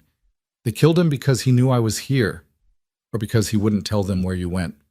Either way, a man is dead because of you. Will's words were brutal, but his tone wasn't accusatory, just stating facts the way a lawman did. Actually dead, Emma. Not theory, not possibility. His wife found him this morning. His wife, who's now a widow because you brought your trouble to my town. The guilt nearly crushed her. Emma put her face in her hands, fighting back sobs that wanted to tear free. I'm sorry, God. I'm so sorry. I never meant for anyone to get hurt. I just wanted to survive. I know. Will's voice softened slightly. I've seen enough desperate people to recognize it when I see it. You're running scared, Emma. Have been since you stepped off that train. I should have seen it sooner. Emma looked up at him through tears. What are you going to do? The question hung between them, loaded with possibilities. He could arrest her, take her in on the wanted poster charges. He could send her back to St. Louis to face Maddox and whatever fate waited there. He could simply tell her to leave, to take her lies and her danger somewhere far away from Copper Creek. Will crossed the room and dropped into the chair across from her. He looked tired suddenly, the weight of too many hard decisions showing in the lines of his face. Tell me everything, and I mean everything this time, Emma. No more lies, no more half-truths. I can't help you if I don't know what we're dealing with. The we're nearly undid her. Even now, knowing what he knew, Will was still thinking in terms of partnership, of facing this together. So Emma told him. She told him about her father's slow descent into gambling addiction, about her mother's death from consumption when Emma was 16, about trying to hold together a life that was falling apart piece by piece. She told him about Maddox, about the first time his men had come to collect, about the threats that started subtle and grew progressively more violent. She told him about the dress shop job, about saving every penny, about the desperate hope that she could somehow pay off the debt before it was too late. "I was going to do it," she said, her voice thick with unshed tears. "I was going to pay him. I had almost $800 saved. It would have taken years to pay off the full debt, but it was a start, proof of good faith. But then my landlady told me 2 men had been asking about me, showing her a picture, offering money for information. I knew what that meant. Maddox was done waiting. So you ran," Will finished. "So I ran. I took what little I had and bought a train ticket west, changed my name, answered your advertisement." Emma met his eyes, forcing herself to hold his gaze. "I'm not a thief, Will. I'm not a criminal. I'm just someone who made the mistake of loving a father who loved gambling more than he loved his daughter." Will was quiet for a long moment, absorbing everything she'd told him. Outside, Emma could hear the deputy moving around, probably seeing to the horses. Normal ranch sounds, ordinary life, while inside this room her entire future balanced on a knife's edge. "This poster," Will said finally, pulling it from his pocket and smoothing it out on the table between them. "It's old, at least 2 years, I'd guess. And the charges are minor, theft of goods valued at less than $200, fraud for using a false name. That's not hanging offenses, Emma. That's maybe a few months in jail, a fine." "Maddox would kill me before I ever saw the inside of a jail cell," Emma said. "You know how men like him work. They own judges, sheriffs, anyone who matters. The law is just a tool they use to get what they want." "Not out here," Will's voice hardened. "Not in my territory. I don't care how much reach Maddox thinks he has. This is my jurisdiction, and I enforce the law here. No one else." Emma wanted to believe him, wanted to trust in the strength she heard in his voice. But she'd seen what Maddox could do, seen how easily power corrupted, how money bought loyalty and silence. "You're one man, Will. One marshal in a territory too big to control. Maddox has resources, connections. He'll send more men, better men than the one who came today. And eventually we'll deal with them too." Will stood, paced to the window again. "That man today? You recognize him?" Emma shook her head. "No, but Maddox employs a lot of men. Enforcers, debt collectors, worse." "He had a scar," Will said. "Right side of his face, running from his eye to his jaw. Walked with a slight limp favoring his left leg. Ring any bells?" "No, I'm sorry." Will nodded, still staring out the window. "My deputy's riding back to town to send some telegraphs. I've got contacts, other marshals, sheriffs, even some Pinkertons I trust. We're going to find out who that man was and who he's working for. And we're going to get word to Maddox that Emma Hartley died somewhere between St. Louis and Colorado. Fever, accident, doesn't matter. We're going to make you disappear properly this time." Hope flared in Emma's chest, bright and painful. "You think that'll work?" "I think it's worth trying. Men like Maddox, they're businessmen at heart. Bad business, sure, but still business. If he thinks you're dead, if there's no profit in chasing you anymore, he'll write off the debt and move on. He's got other people to squeeze, other money to collect." "And if he doesn't believe it?" Will turned from the window, and the look in his eyes made Emma's breath catch. It was pure steel, the expression of a man who'd faced down death more times than he could count and come out standing. "Then we make him believe it, whatever it takes." The promise in those words should have frightened her. Instead, Emma felt something loosen in her chest, the constant tension that had been her companion since fleeing St. Louis, the fear that had driven every decision, every lie. For the first time in months, she wasn't alone in this fight. "Why are you helping me?" The question came out raw, confused. "I lied to you. About everything. My name, my past, my reasons for coming here. I brought death to your town. Why don't you just arrest me and be done with it?" Will was quiet for a moment, and when he spoke, his voice was softer than Emma had ever heard it. "Because I understand running, Emma. I understand being so desperate for a new start that you'll do things you never thought yourself capable of. I understand lying to survive." He paused, something painful crossing his face. "During the war, I did things I'm not proud of. things that keep me up at night. And when it was over, when I came back here, I had a choice. Let those things define me, or try to build something better, something worth the lives it cost to survive. Emma stood slowly, moved closer to him. What did you do? Doesn't matter now. What matters is I made a choice to be better than my worst moments, and I'm offering you the same chance. Will met her eyes, and Emma saw the raw honesty there, the weight of old sins and hard-won redemption. But it starts with truth, Emma. No more lies between us. Can you do that? Could she? Emma had been lying for so long, to Maddox's men, to herself, to Will, that truth felt foreign, dangerous. But looking at this man who'd shown her more grace than she deserved, who'd offered protection when he could have offered judgment, she found herself nodding. I can try, she said. That's all I can promise, but I'll try. That's enough. Will held out his hand, and after a moment's hesitation, Emma took it. His grip was firm, warm, and Emma felt the calluses that spoke of honest work, honest living. Partners, then, for real this time. Partners, Emma agreed and meant it. They stood like that for a moment, hands clasped, an understanding passing between them that went deeper than words. Then Will released her hand and moved toward the door. I need to get back to town, see what else my deputies found. You'll be safe here. I'm leaving Jenkins on watch. He's young, but he's good, and he'll raise hell if anyone comes within a mile of this place. What about you? Emma asked. If Maddox's men are in Copper Creek, then they'll find out what happens when they bring their trouble to my territory. Will settled his hat on his head, checked his gun with the automatic gesture of a man who'd done it 1,000 times. Lock the door behind me. Don't open it for anyone but Jenkins or me. And Emma? He paused in the doorway. Keep that rifle close, just in case. Emma nodded, fear and gratitude warring in her chest. She watched him cross the yard to where a young deputy stood waiting. Jenkins, she assumed. They spoke briefly, Will's gestures sharp and commanding, and then Will was mounting up, riding back toward town at a pace that spoke of urgency. Jenkins approached the house, and Emma saw what Will had meant about young. The deputy couldn't have been more than 22, with a smooth face and earnest eyes.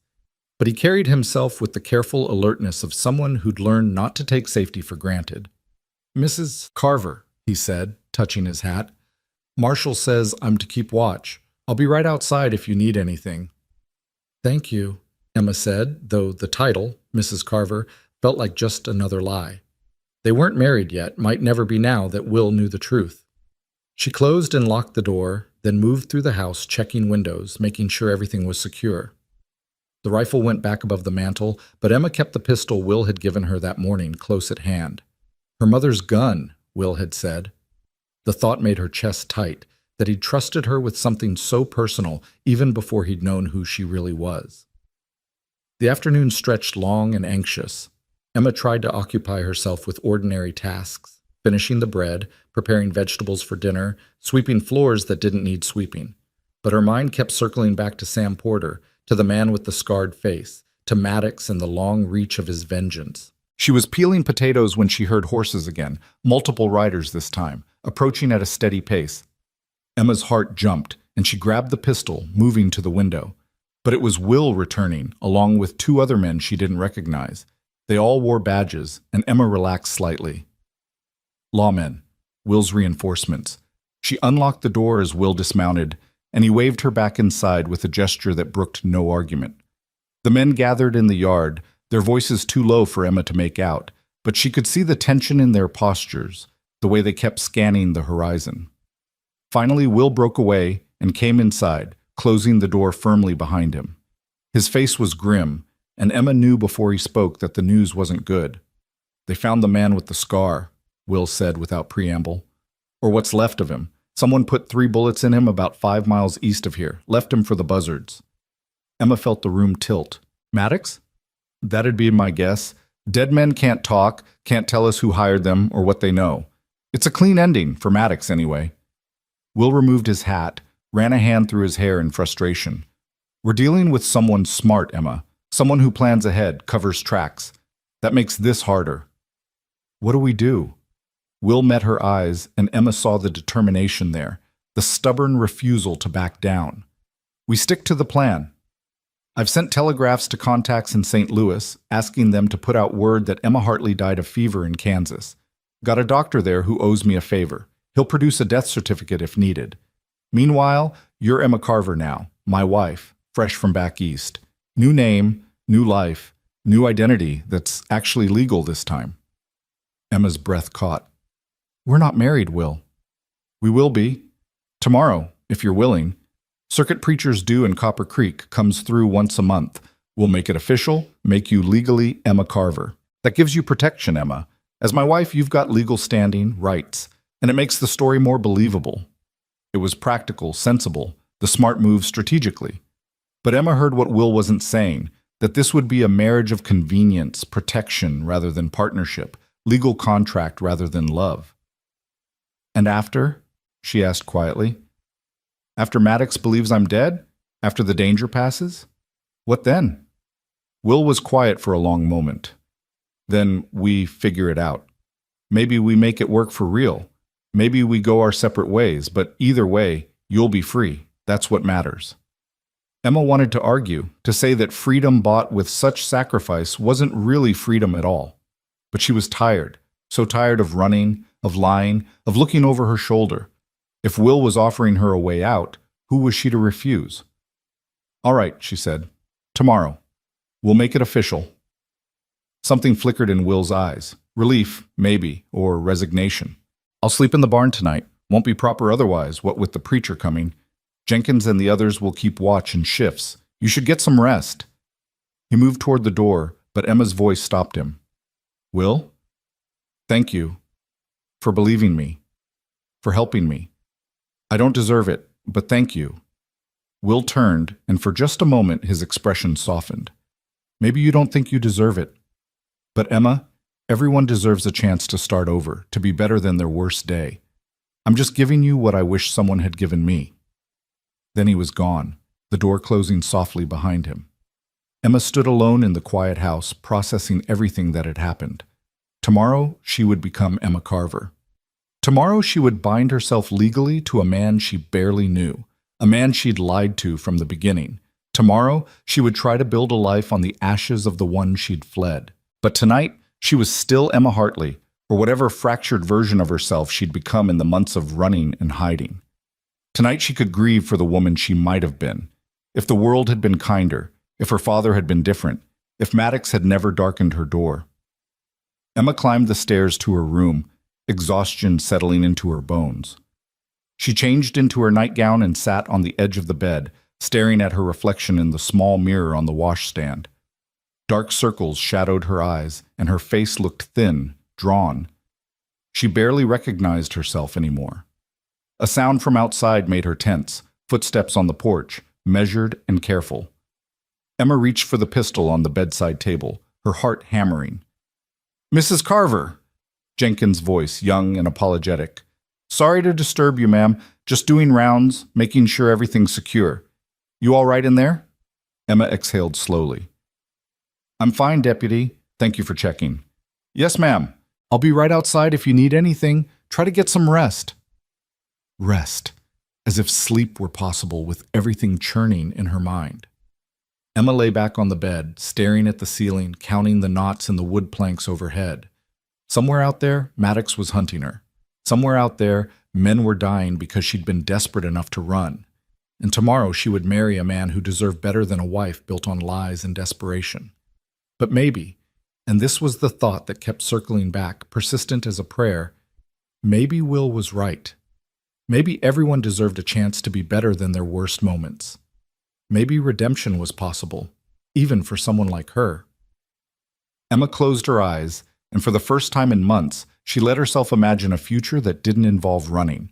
She imagined learning to really shoot, to ride, to work this land beside a man who'd shown her more grace than she'd ever known. She imagined becoming Emma Carver in truth, not just in name. She imagined being worthy of the protection Will offered, of the trust he placed in her despite everything. It was a fragile dream, as insubstantial as morning mist, but it was something, and right now something was more than she'd had in a very long time. Sleep came eventually, fitful and full of shadows. Emma dreamed of running through endless prairie, of hands reaching for her that she could never quite escape, of a voice calling her name. Emma, Emma. But she could never tell if it was Maddox or Will or some ghost of her former self. She woke to gray dawn light and the sound of roosters crowing. For a disoriented moment, Emma couldn't remember where she was. Then it all came flooding back. The ranch, Will, the wedding that would happen today if she had the courage to go through with it. Emma rose and dressed carefully in her best dress, dark blue calico with white trim, respectable, if not fancy. She pinned her hair up with more care than usual, as if proper grooming could somehow make her more worthy of what was about to happen. Her hands trembled slightly as she worked, and she had to start over twice when pins slipped free. Downstairs, she found Will already up, standing at the stove making coffee. He'd changed into clean clothes, still working attire, but the shirt was pressed and his hair was neatly combed. He looked up when she entered, and something passed between them, an acknowledgement of what this day meant. "Morning," he said quietly. "Coffee's almost ready." "Thank you." Emma moved to help, needing something to do with her hands. "What time is the preacher coming?" "Noon. Gives us time to get into town, handle some business first." Will poured 2 cups of coffee, handed one to her. "I need you to sign some papers, transferring property rights, establishing you as my legal next of kin. Protection, in case anything happens to me." The casual way he mentioned his potential death made Emma's stomach clench. "Will, you don't have to—" "Yes, I do." His voice was firm. "This is my choice, Emma. I'm going into this with my eyes open. I need to know that if something happens, you'll be taken care of. The ranch, the savings I've put aside, it should go to you. You're going to be my wife, legally and officially. That means something." Emma's throat tightened. "Even though it's not real? Even though we're only doing this for protection?" Will set down his coffee cup, turned to face her fully. "Who says it's not real? Maybe it didn't start the way most marriages do. Maybe we're doing this for practical reasons. But Emma, marriage is what you make it. And I figure we've got as good a chance as any of making something real out of this arrangement, if we want to." The "if we want to" hung in the air between them, a question neither of them was quite ready to answer. Emma looked at this man, this steady, solid man who'd offered her salvation when she deserved condemnation, and felt something shift in her chest. Not love, not yet, but the possibility of it, the fragile hope that maybe, somehow, they could build something genuine from this foundation of necessity and lies. "I want to try," she said softly, "if you're willing to try with me." Will's expression softened, and he reached out, tucking a loose strand of hair behind her ear in a gesture so gentle it made Emma's eyes sting. "Then we'll try. Together." They finished their coffee in companionable silence, the awkwardness of the previous days easing into something that felt almost comfortable.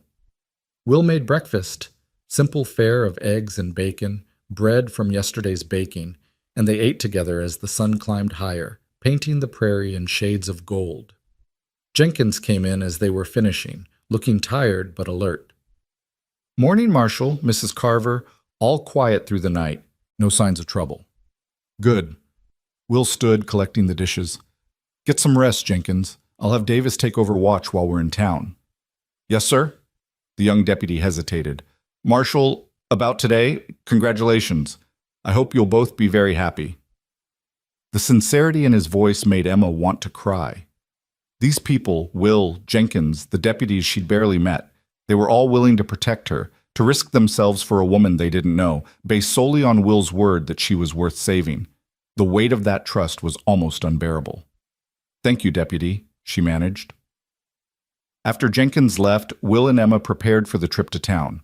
Will hitched up the wagon while Emma gathered what few possessions she'd brought with her, the deed to her non-existent property back east that she'd forged, the letters Will had written that seemed like artifacts from another lifetime, the small stash of money she'd managed to save. She was tucking the letters carefully into her bag when Will appeared in the doorway.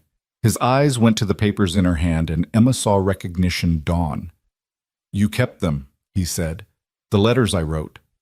Emma felt her face heat. "I meant to burn them. They were evidence of the deception, but I couldn't. They were the only honest thing in my life, even if my responses were lies." Will moved into the room, took the letters gently from her hands. He flipped through them, his expression unreadable. You know what's strange? I kept yours too. Tied them with string, put them in the drawer by my bed. Read them over when the loneliness got too heavy. Even though I lied? The feelings were real, even if the facts weren't. I could tell you were lonely, scared, looking for something better. That part was true, wasn't it? You just left out the details of why. Emma nodded, not trusting her voice. Will handed the letters back to her. Keep them. Maybe someday we'll read them together and laugh about how two desperate people found each other through newspaper advertisements and careful fabrication.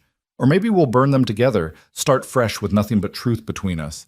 Either way, they're part of our story now. Our story. The words settled over Emma like a blessing she hadn't earned but desperately wanted to deserve. They rode to Copper Creek in the wagon, the morning bright and clear, the prairie stretching endlessly in all directions. Will drove with practiced ease, and Emma found herself studying his profile, the strong line of his jaw, the way his eyes constantly scanned the horizon, alert for danger even in peaceful moments. This was a man shaped by war and loss, by hard choices and harder consequences. And somehow, impossibly, he'd chosen to stand beside her. Copper Creek was busier than when Emma had first arrived. The main street bustled with Saturday activity, ranchers in for supplies, women shopping, children chasing each other between buildings. People called out greetings to Will as they passed, and Emma saw the respect in their faces, the trust they placed in their marshal. Will pulled the wagon up in front of a small office with Land Registry and Legal Services painted on the window. Inside, a clerk waited with papers already prepared. Emma signed where Will indicated, transferring her fictional property holdings, establishing herself in the legal record as Emma Lark, soon to be Emma Carver. Each signature felt like a nail in the coffin of her old life, sealing away Emma Hartley forever. That's done then, the clerk said, blotting the final signature. Congratulations on your upcoming nuptials, Marshal. Mrs. Carver, you're a lucky woman. Yes, Emma said, and found she meant it. I am.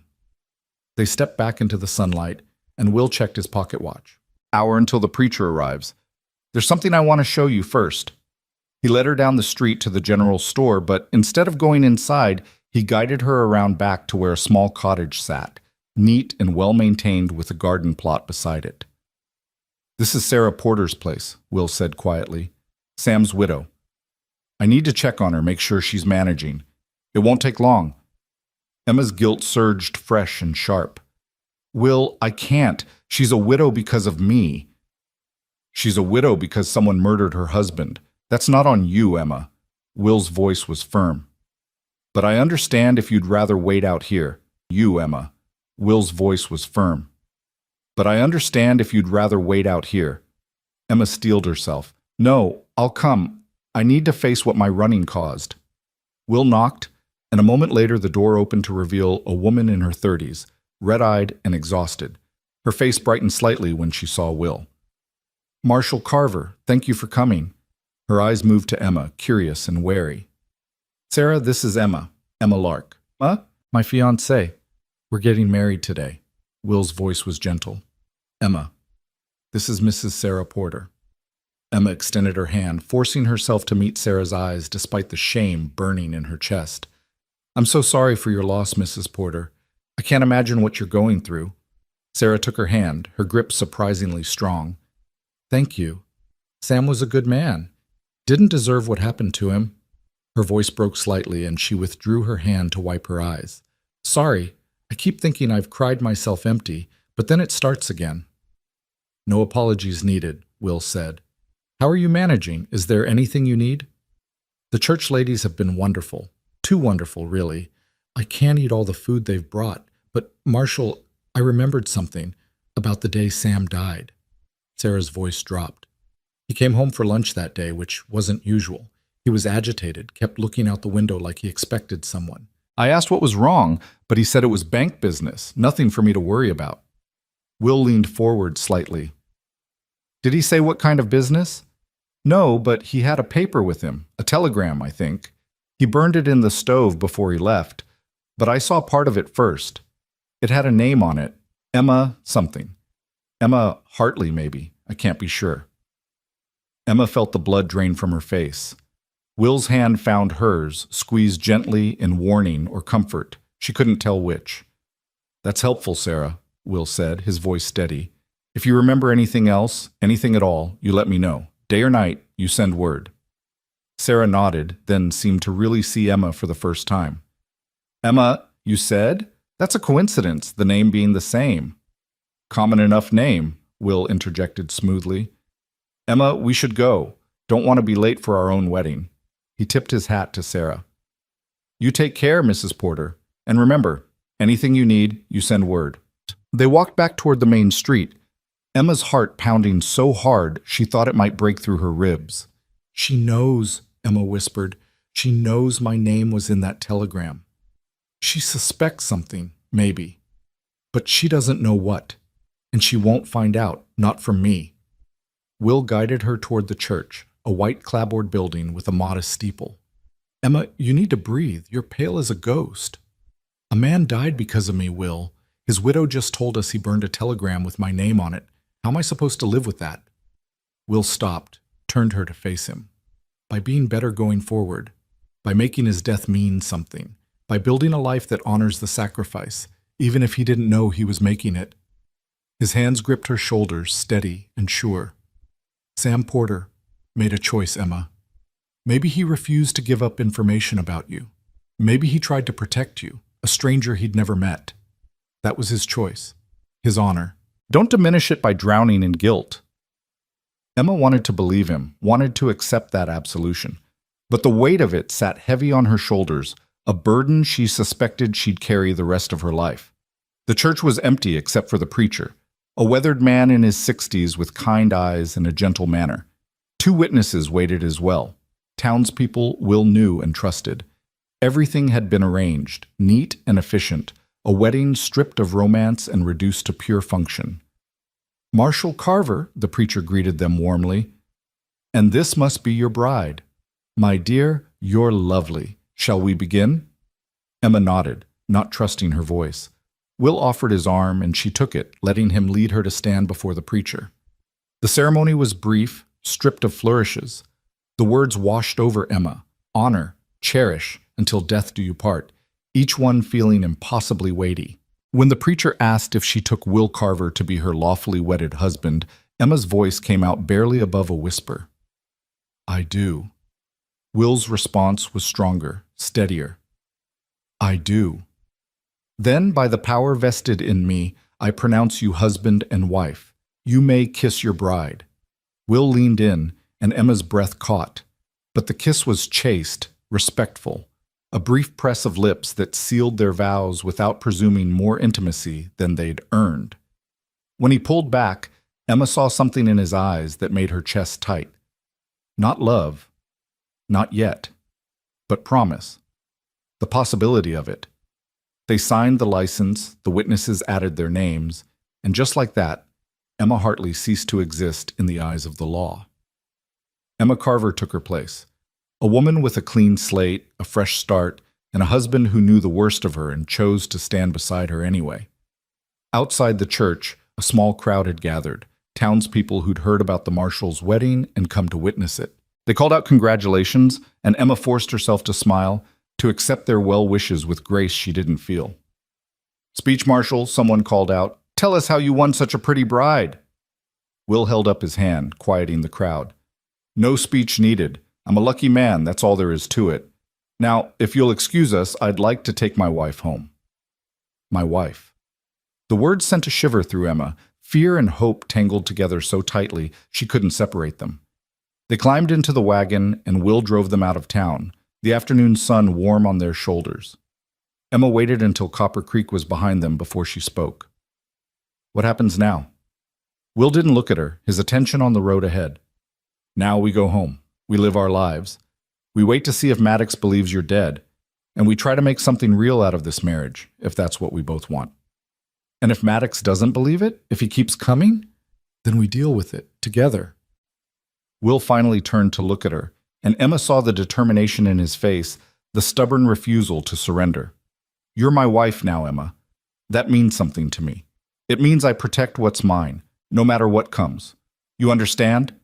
Emma nodded, her throat too tight for words.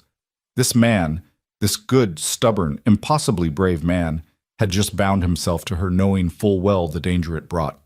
And he'd done it anyway, without hesitation, without complaint. "Will," she said softly, "I'm going to spend the rest of my life trying to be worthy of what you've given me today. I promise you that." "Just be honest with me," Will replied. "That's all I ask. No more lies, no more secrets. We face whatever comes together, with truth between us. Can you do that?" Emma thought about the lies she'd told, the secrets she still carried, the fear that lived in her bones, the guilt that would haunt her dreams. But she also thought about the man beside her, about the chance he'd given her, about the life they might build if she had the courage to try. "Yes," she said, "I can do that. I will do that."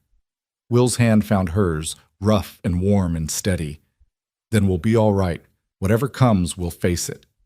They rode in silence for a while, hands clasped, two people who'd found each other through desperation and deception, but might yet find something genuine in the aftermath. The prairie stretched endlessly around them, vast and beautiful and unforgiving. But for the first time since fleeing St. Louis, Emma didn't feel alone in facing it.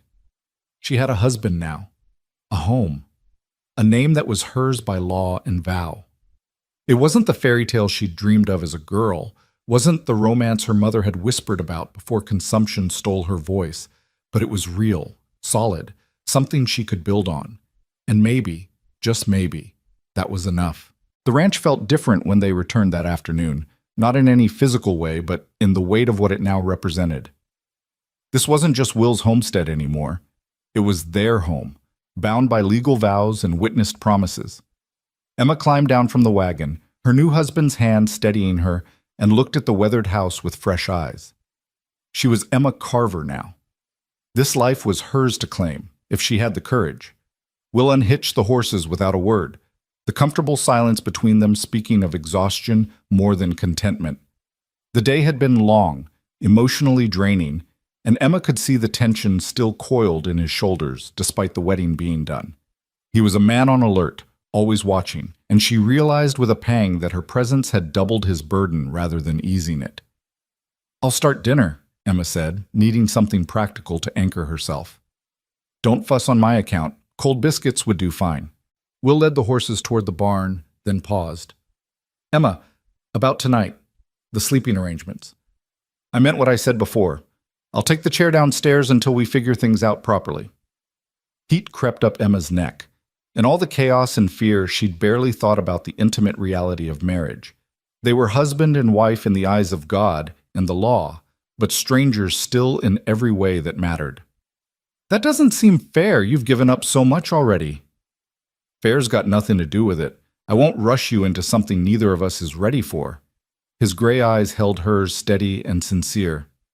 "We've got time, Emma. Let's use it to build something real before we worry about the rest." Emma nodded, grateful for his patience, even as part of her wondered if time was a luxury they could afford. Somewhere out there, Maddox was hunting ghosts, and ghosts had a way of becoming real again when you least expected it. She went inside and set about making a proper meal despite Will's protests. Roasted chicken from the coop, potatoes, early squash from the struggling garden she'd noticed behind the house. Cooking steadied her, gave her hands purpose, and her mind a reprieve from the constant anxiety. By the time Will came in, smelling of horse and hay, the kitchen was warm with the scent of home. They ate at the small table, the lamplight casting gentle shadows across Will's face. Emma found herself studying him when she thought he wasn't looking, the way his shoulders curved slightly forward from years of hard labor, the small scar above his left eyebrow, the careful way he chewed his food as if savoring something he'd learned not to take for granted. "This is good," he said quietly. "Best meal I've had in this house since my mother passed. Thank you." "You don't have to thank me for cooking. I meant what I said about partnership." Will set down his fork, his expression thoughtful. "Partnership's a two-way road, Emma. I've been thinking about that. About what you bring to this arrangement besides just needing protection. You're educated, well-spoken, capable. Those aren't small things out here." "I can't rope cattle or fix a roof," Emma pointed out. "But you can read and write better than most. You can keep accounts, handle correspondence, manage the household finances. Those skills matter, maybe more than you realize. Will leaned back in his chair. Truth is, the ranch work is only part of what I do. The marshal duties. They come with paperwork, reports, legal documents I struggle through because reading was never my strong suit. I can do it, but it takes me twice as long as it should. Understanding dawned. You want me to help with your marshal work? If you're willing. It would free up time for me to handle the physical labor, and it would give you something useful to do besides worrying. He paused. Also, it keeps you close. Safer if you're working alongside me rather than isolated out here when I have to ride into town. Emma considered this. The idea of being involved in the very work that had initially terrified her felt wrong somehow, like dancing with the devil. But Will was right. Useful work would give her purpose, keep her mind occupied. And staying close to him meant protection, meant not being alone when danger came calling. All right, she agreed. I'll help however I can. Relief softened Will's features. Good. We'll start tomorrow. I've got a stack of incident reports that need filing, and I'm 3 weeks behind on my monthly summaries for the territorial marshal. Fair warning, my handwriting's terrible, so you'll be doing a lot of translating. They finished dinner in companionable quiet, and Emma felt something settle between them. Not quite ease, but the beginning of it. The foundation of a working relationship that might, with time and luck, grow into something more. She was washing dishes when she heard it, a sound that didn't belong, sharp and sudden against the evening stillness. Breaking glass. Will was on his feet instantly, gun drawn, his body between Emma and the window where a rock had shattered one of the small panes. Wrapped around the rock was a piece of paper, and even from across the room Emma could see writing scrawled across it. "Stay down," Will commanded, moving toward the broken window with the careful precision of a man who'd walked into ambushes before. Emma's heart hammered as she crouched behind the table, watching Will scan the darkening yard through the broken window. The silence stretched, taut as wire, and then Will was reaching through the shattered pane to grab the rock and its message. He unfolded the paper, and Emma saw his jaw clench, saw the fury that flashed across his face before he schooled it into something harder, colder. "What does it say?" Emma whispered. Will crumpled the paper in his fist. "Nothing that matters. Will, please." He crossed to her, pressed the paper into her hand. Emma smoothed it out, her hands trembling, and read the words scrawled in rough block letters. "The Hartley girl lives. 20,000 says she's worth more alive than dead. Tick-tock. Marshall?" The room spun. Emma gripped the edge of the table, fighting for breath. They knew. Maddox knew, or suspected, and now he was playing games, letting them know he was close. "How?" Emma managed. "We were careful. The telegrams, the death certificate. Someone talked. Or someone got suspicious. Doesn't matter how right now." Will was at the door checking the locks, scanning the windows. What matters is they're watching, waiting. Probably have been since that man showed up yesterday. "The wedding," Emma said, horror dawning. "All those people saw us. If one of them works for Maddox, then we've already been made, and this note is just confirmation." Will returned to her side, his hands gentle on her shoulders despite the violence coiled in his frame. "Emma, look at me.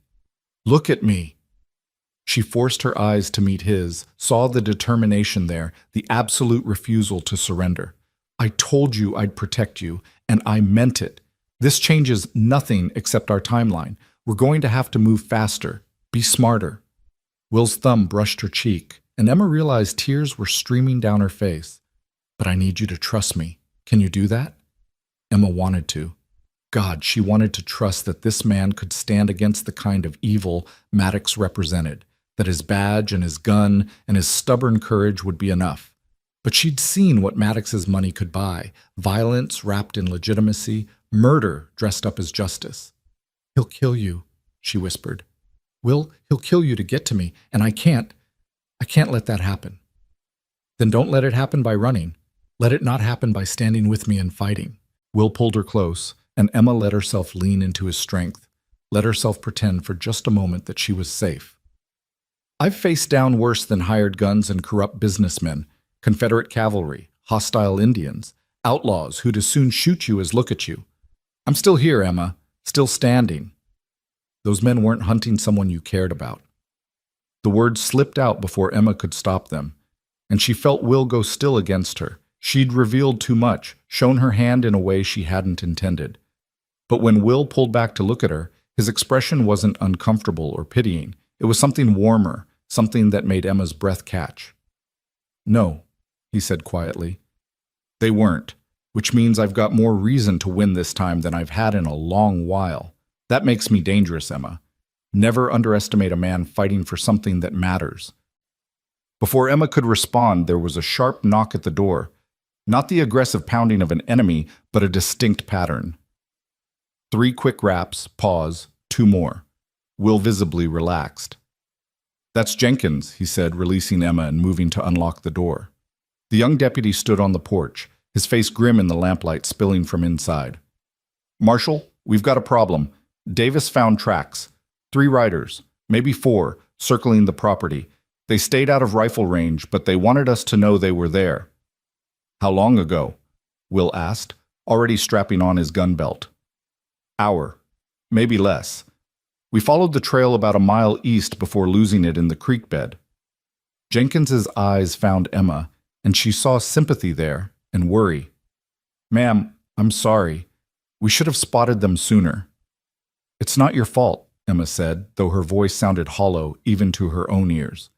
Will was checking his rifle, loading extra ammunition into his pockets with practiced efficiency. "Jenkins, I want you and Davis to stay here tonight, inside the house, taking shifts.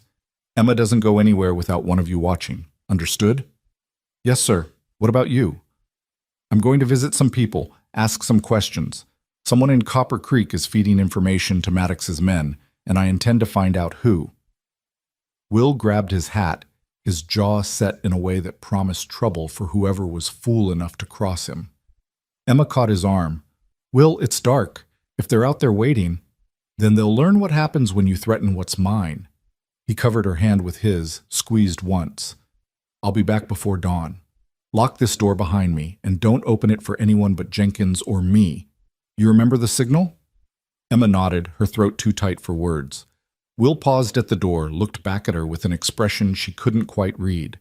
"Emma, whatever happens tonight, whatever I have to do, I need you to understand it's all in service of keeping you safe. I won't apologize for that." Then he was gone, swallowed by the darkness beyond the porch, and Emma was left standing in the lamplight with a young deputy who looked barely old enough to shave, let alone stand against the kind of evil closing in around them. Jenkins cleared his throat. "Ma'am, why don't you try to get some rest? I'll keep watch down here." Rest. The suggestion was almost laughable, but Emma nodded, too weary to argue. She climbed the stairs to her room, each step feeling like an insurmountable effort. The broken window downstairs let in the night air, carrying with it the smell of sage and the distant howl of coyotes. Emma changed into her nightgown mechanically, her mind spinning through worst-case scenarios. Will confronting Maddox's informant, Will riding into an ambush, Will bleeding out in some dark alley while she hid in this house like a coward. She was reaching to extinguish the lamp when she noticed something on the washstand, something that hadn't been there that morning. A small wooden box, simple and unadorned, with a note propped against it in Will's careful handwriting. "For my wife. Thought you should have something of your mother's, the way you gave me something of mine to protect. W." Emma opened the box with trembling fingers. Inside, nestled in faded velvet, was a delicate gold locket on a fine chain. She opened it and found 2 tiny portraits, a stern-faced man with Will's eyes and a gentle woman with a soft smile. His parents. The gift overwhelmed her. This was a family heirloom, something precious and irreplaceable, and Will had given it to her despite knowing the truth of who she was and what she'd done. Emma fastened the chain around her neck, feeling the weight of the locket settle against her heart like a promise. She extinguished the lamp and lay in the darkness, one hand wrapped around the locket, listening to Jenkins moving around downstairs. The house creaked and settled around her, familiar sounds made sinister by fear and imagination. Every noise became a threat, the wind rattling the windows, the scratch of branches against the siding, the distant thunder of hoofbeats that might be real or might be terror manifesting in sound. Hours crawled by. Emma dozed fitfully, her sleep plagued by nightmares. Maddox's face looming out of darkness, Will lying dead in the street, the stranger with the scarred face laughing as he reached for her. She woke gasping more than once, her nightgown soaked with sweat despite the cool night air. It was during one of these wakeful periods that she heard it, voices downstairs, low and urgent. Emma crept to the top of the stairs, straining to hear. "Can't be sure it was him," Jenkins was saying. "Could have been anyone." "It was him." Will's voice rough with exhaustion and anger. "I found where he's been staying, boarding house on the edge of town. Left in a hurry, probably an hour before I got there. But he left evidence behind, stupid or arrogant, I'm not sure which." "What kind of evidence?" There was a pause, then the sound of paper rustling. "Telegraph receipts. 5 of them. All sent to St. Louis over the past week. All addressed to Victor Maddox." Emma's blood ran cold. 5 telegrams. Someone had been reporting her every move to Maddox since before she'd even arrived in Copper Creek. "Who was sending them?" Jenkins asked. Will's answer was grim. "Thomas Brennan, the telegraph operator." Emma remembered the name vaguely. She'd seen it on a window in town, part of the services offered at the general store. The telegraph operator. Of course, he would have seen every message coming in or going out, would have been perfectly positioned to intercept information about Emma's arrival and report it back to Maddox. "What do you want to do, Marshal?" Jenkins asked. "Find him. Bring him in for questioning. And Jenkins, when we do find him, I want to know everything. Who hired him? How much they paid? What else he knows about Maddox's operation out here?"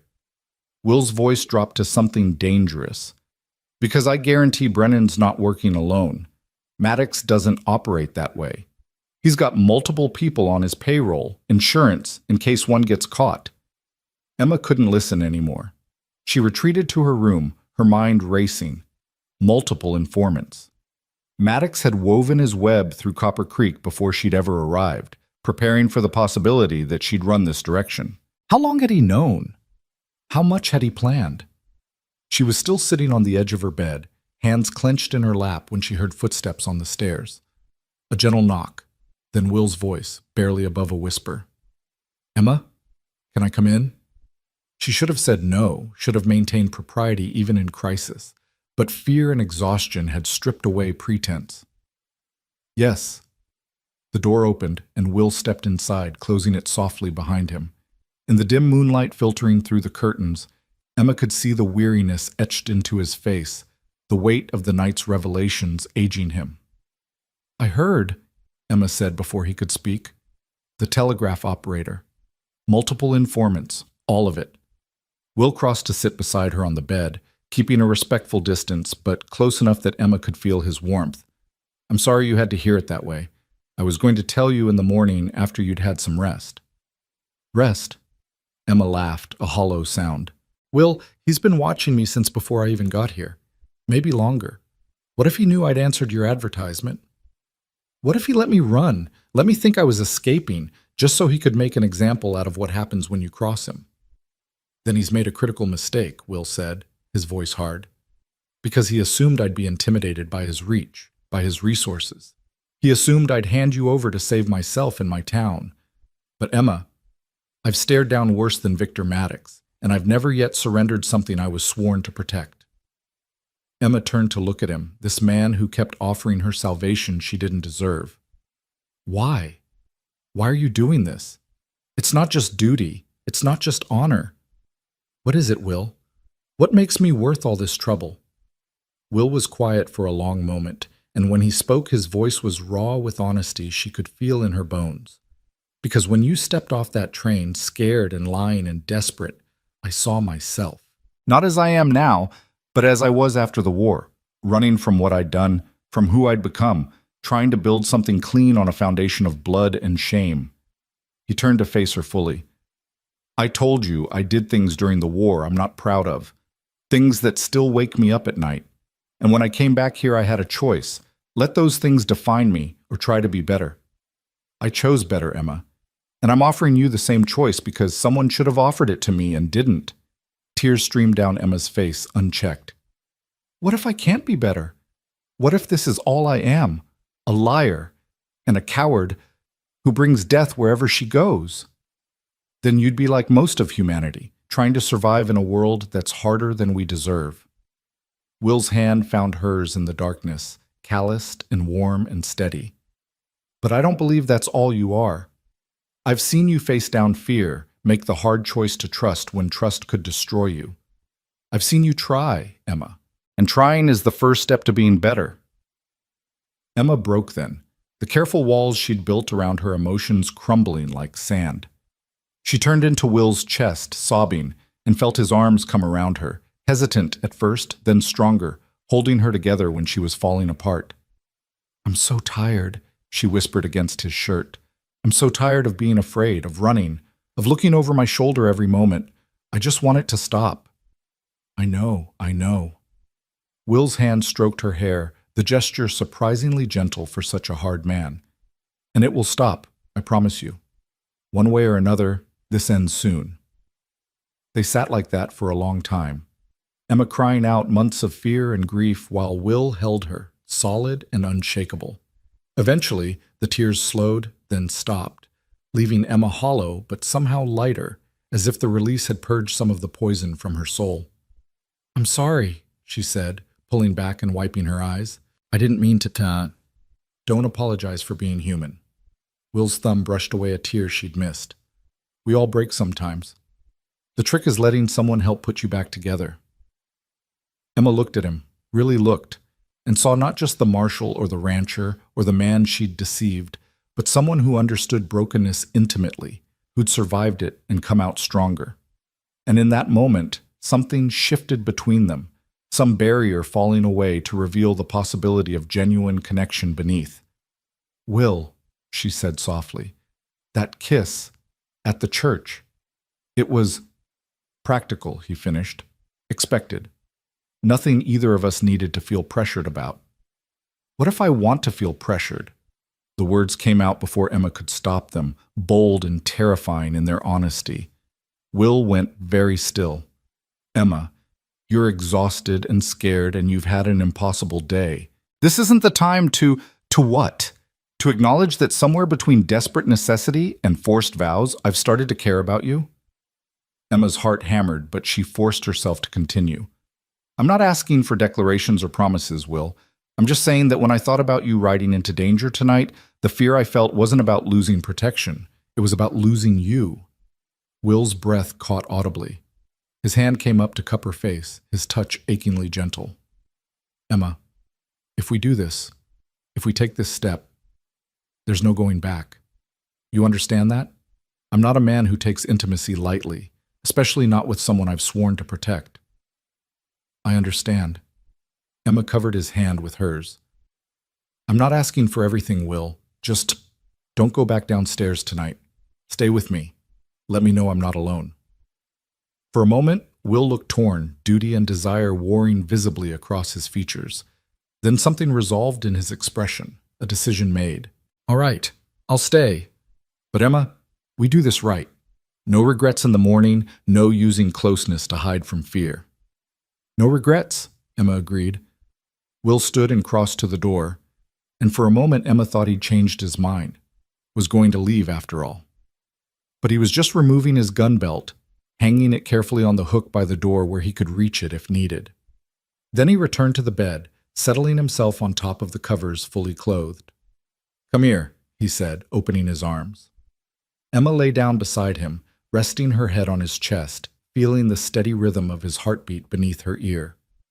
Will's arms came around her, secure and warm, and for the first time in longer than she could remember, Emma felt truly safe. They didn't speak. There was nothing left to say that their presence couldn't communicate better.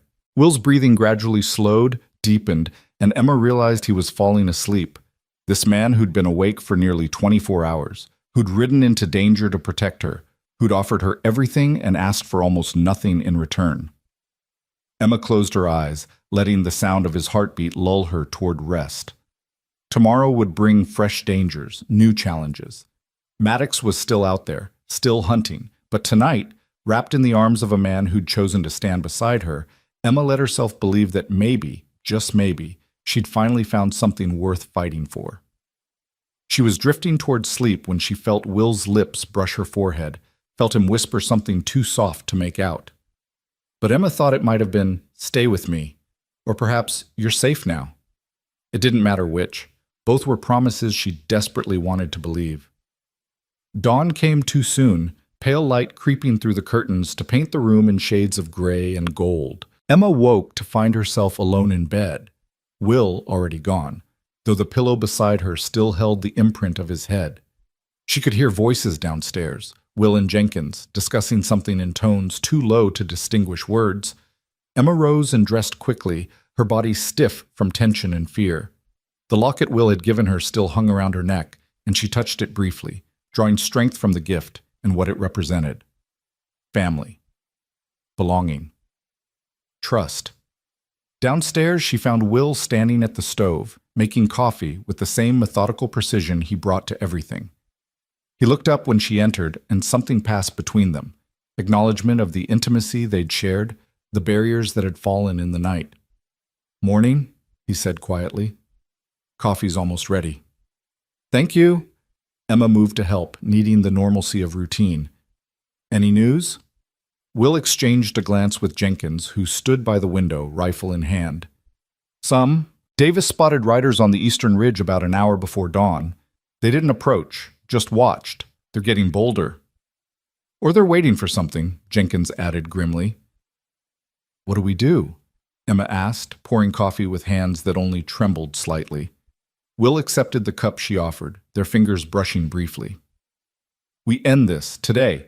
No more waiting for Maddox to make his move." He set down the coffee, turned to face Emma fully. "I'm riding to Copper Creek this morning, going to have a very public conversation with the sheriff about the wanted poster with your name on it." Emma's blood chilled. "Will, no. If you acknowledge it, if you admit you know, I'm going to tear it up," Will continued, his voice hard as iron, "right there on Main Street, in front of God and everyone.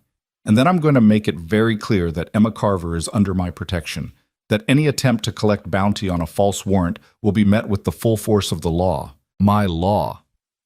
"That's a declaration of war," Jenkins said, voicing what Emma was thinking. "It is," Will agreed. "But Maddox has already declared war by killing Sam Porter, by sending men to terrorize my wife, by corrupting officials in my territory. I'm just making the terms explicit. He wants Emma, he goes through me, and he better bring an army, because I don't intend to go down easy." Emma set down her own coffee, her hand shaking too badly to hold it steady. "This is madness. You're one man, Will, one marshal against however many hired guns Maddox can afford. The math doesn't work in our favor." Will crossed to her, took her hands in his. "Emma, I need you to understand something. This isn't just about protecting you anymore, though that's reason enough. This is about what kind of man I am, what kind of marshal. If I let Maddox operate in my territory with impunity, if I let corruption and murder go unchecked because I'm afraid of the consequences, then I'm not worth the badge I wear." His grip tightened. "I'd rather die standing for what's right than live compromised. And I need to know you understand that you're prepared for what might come." Emma looked into his eyes and saw the absolute conviction there, the unshakable moral code that defined him. This was who Will Carver was, a man who drew lines and held them, regardless of cost. It was what made him a good marshal, a good man, and it was what might get him killed. "I understand," she whispered. "I don't like it, but I understand." "Good." Will released her hands, stepped back to business mode with visible effort. "Jenkins, I want you here with Emma. Davis will ride with me into town. We need witnesses to what I'm about to do. If things go wrong, if I don't come back by sunset, you take Emma and ride hard for the territorial capital. There's a marshal there named Harding, owes me his life from the war. You give him this." Will pulled an envelope from his pocket, sealed and addressed. "Everything's in there. Maddox's operation, the corruption, all of it. Harding will make sure it gets to people who can act on it." "Will, please," Emma started, but he cut her off gently. "This is precaution, nothing more. I intend to come back, Emma, but I'd be a fool not to plan for other possibilities." He settled his hat on his head, checked his gun one final time. "Keep the doors locked. Trust no one but Jenkins. And Emma—" He paused, something vulnerable flickering across his features. "No matter what happens, know that these past few days, getting to know who you really are, building something real between us. It's been worth every bit of trouble that came with it. Then he was kissing her, and this time it wasn't the chaste press of lips from their wedding. This was desperate and fierce, a claiming and a goodbye wrapped into one. Emma kissed him back with everything she had, trying to pour months of gratitude and days of growing affection into the contact, trying to make him understand that he'd become more to her than just salvation.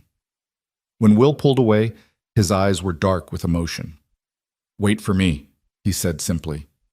Then he was gone, riding toward Copper Creek with Davis at his side, and Emma was left standing in the doorway, watching the two riders grow smaller against the vast prairie until they disappeared entirely.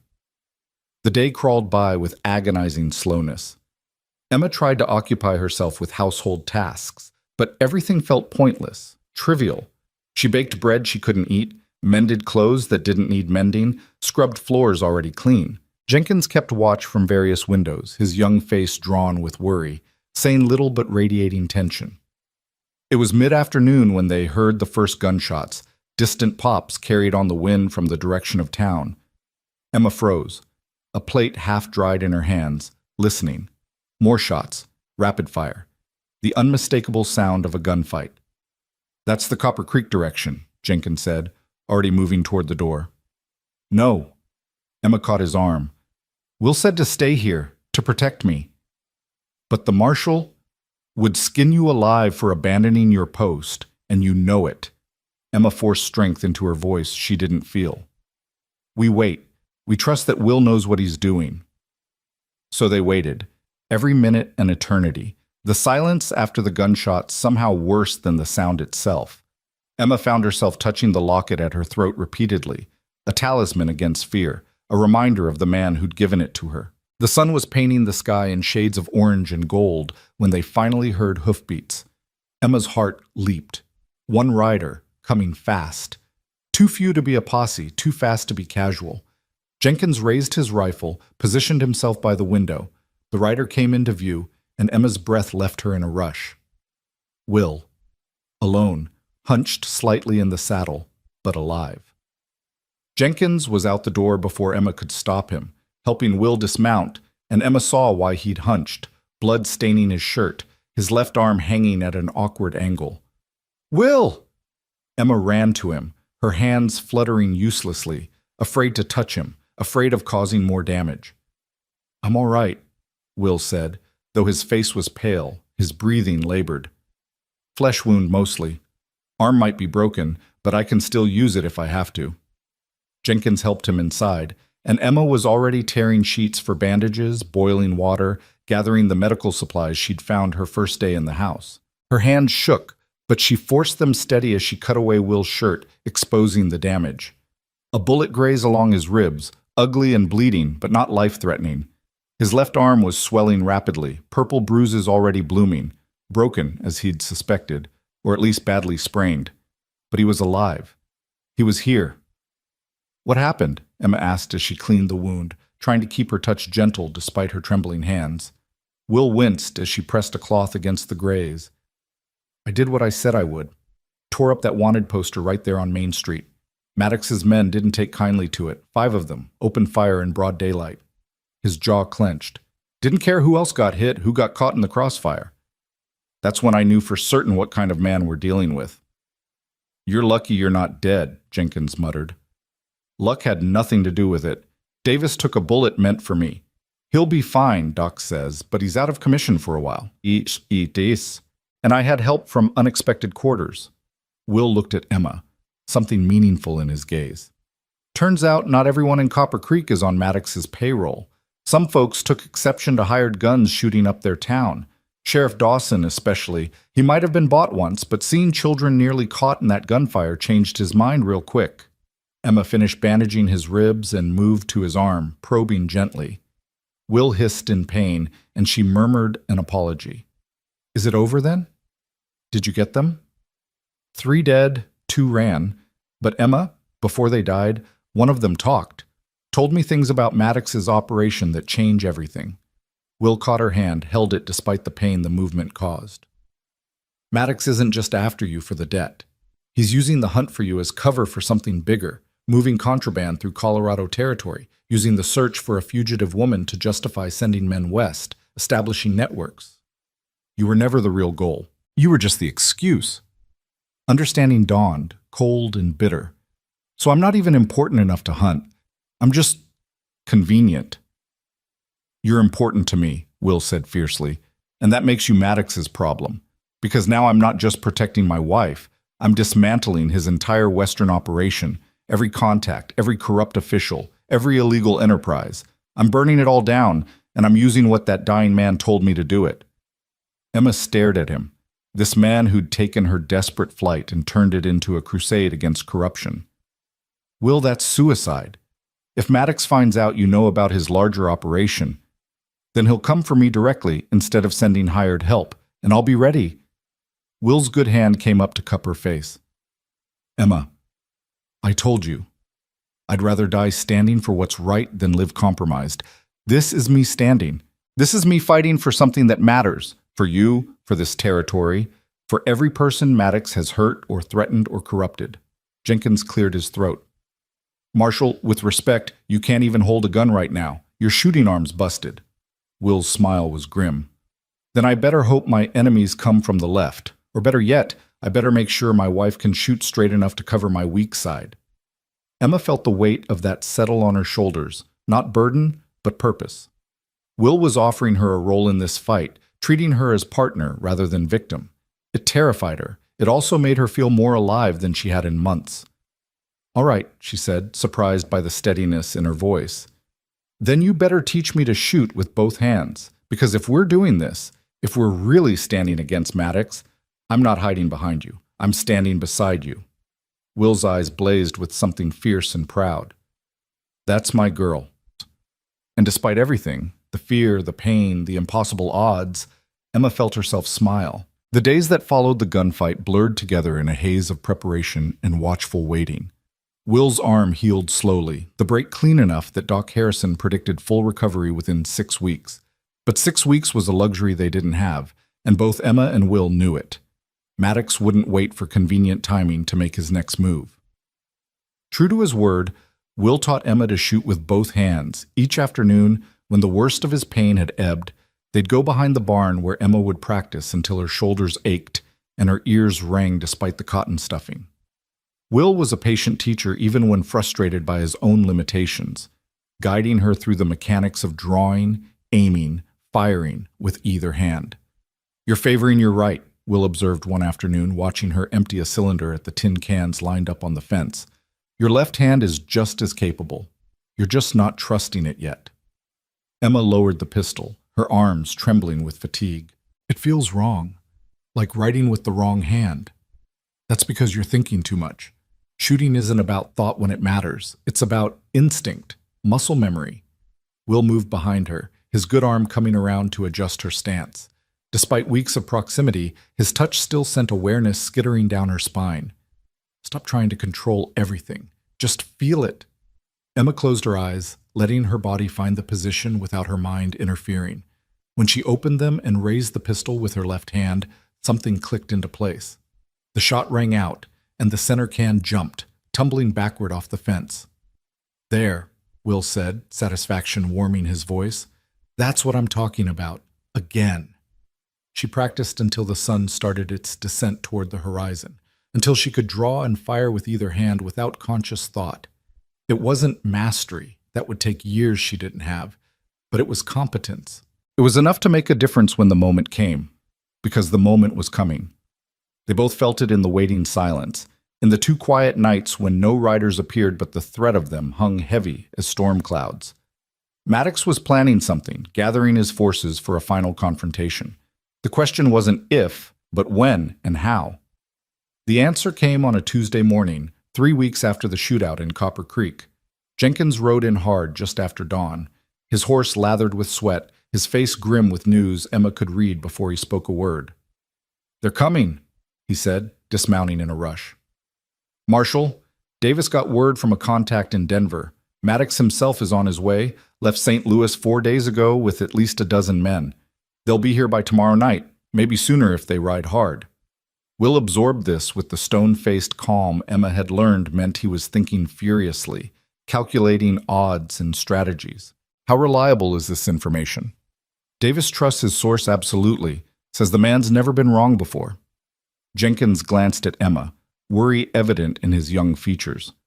Marshal, a dozen men, even with the deputies we've got, those aren't good odds. No, Will agreed. They're not, which is why we're not going to fight on Maddox's terms. He turned to Emma, and she saw the plan forming in his eyes even before he spoke. Emma, how well do you remember the layout of that dress shop in St. Louis, the one where you worked? The question caught her off guard. Well enough, I suppose. Why? Because Maddox is a businessman, and businessmen keep records, account books, ledgers, correspondence, evidence of everything they do, legal and otherwise. Will's intensity sharpened. If we can prove his illegal operations, get that evidence to the territorial marshal, we don't have to outgun him. We just have to outlast him long enough for the law to catch up. Emma's mind raced. You think he kept records of the debt? Of the threats? I think men like Maddox always keep records. It's how they maintain control, how they prove what's owed when someone tries to cheat them. Will began pacing, his injured arm held carefully against his ribs. The dress shop owner, you said she was connected to Maddox. What if she was more than connected? What if she was helping him run money through legitimate businesses, using the shop as a front? Understanding bloomed, cold and clarifying. Mrs. Henderson.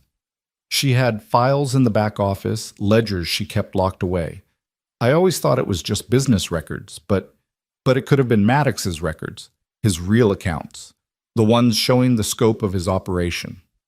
Will stopped pacing, faced her directly. Emma, if we could get those records, if we could prove what he's really doing, we'd have enough to bring federal marshals down on him. Not just for the debt collection and threats, but for fraud, racketeering, maybe even murder. Jenkins looked between them, confused. How does that help us right now? Those records are in St. Louis, a week's ride away, even if we pushed hard. Will's smile was sharp as a knife edge. Not if Maddox brought them with him. A man that meticulous, that controlled, he wouldn't leave evidence like that unguarded, especially not when he's riding into hostile territory. He'd keep it close, keep it protected. You want to rob Victor Maddox? Emma said slowly, the audacity of it stealing her breath. While he's here hunting me, you want to steal the very evidence that could destroy him. I want to give him a choice, Will corrected.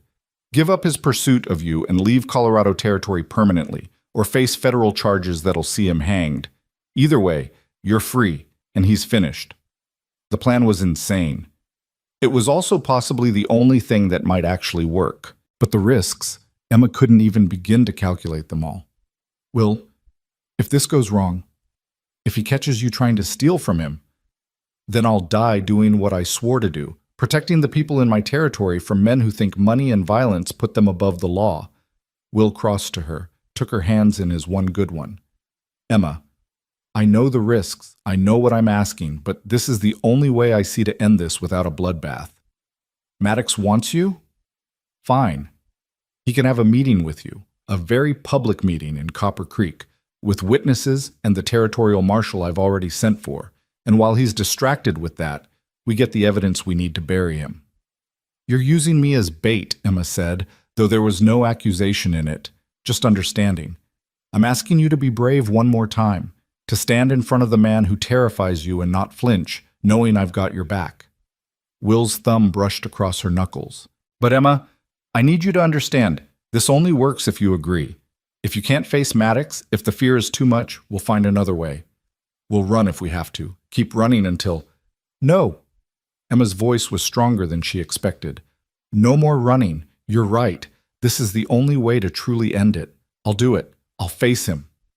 Will's eyes searched hers, looking for doubt, for hesitation. Whatever he saw there must have satisfied him because he nodded slowly. All right then, we've got until tomorrow night to prepare. Jenkins, I need you to ride to every deputy, every man we can trust between here and the territorial line. Tell them to be in Copper Creek tomorrow evening, armed and ready. We're going to make sure Maddox understands exactly what kind of welcome awaits him. The next day and a half passed in a flurry of preparation. Word spread through Copper Creek. The marshal's fugitive wife was going to face her accuser publicly, let the law decide her fate. It was the kind of dramatic confrontation that drew crowds, exactly what Will was counting on. The more witnesses, the less likely Maddox would simply gun them down in the street. Emma spent the time memorizing every detail Will told her about how to act, what to say, how to buy them the time they needed. She also spent it coming to terms with the very real possibility that tomorrow might be her last day alive. Maddox wasn't known for mercy, and even surrounded by law and witnesses, desperate men did desperate things. That final night, Emma found herself unable to sleep. She lay in bed, staring at the ceiling, listening to the house settle around her. Downstairs, Will was supposed to be resting his arm, gathering strength for tomorrow. But Emma could hear him moving around, restless as she was. She rose, pulled on her robe, and descended the stairs quietly. Will stood at the window, silhouetted against the moonlight, his injured arm still bound close to his chest. He turned when he heard her, and even in the dim light, Emma could see the weight of tomorrow on his shoulders. "Couldn't sleep either?" she asked softly.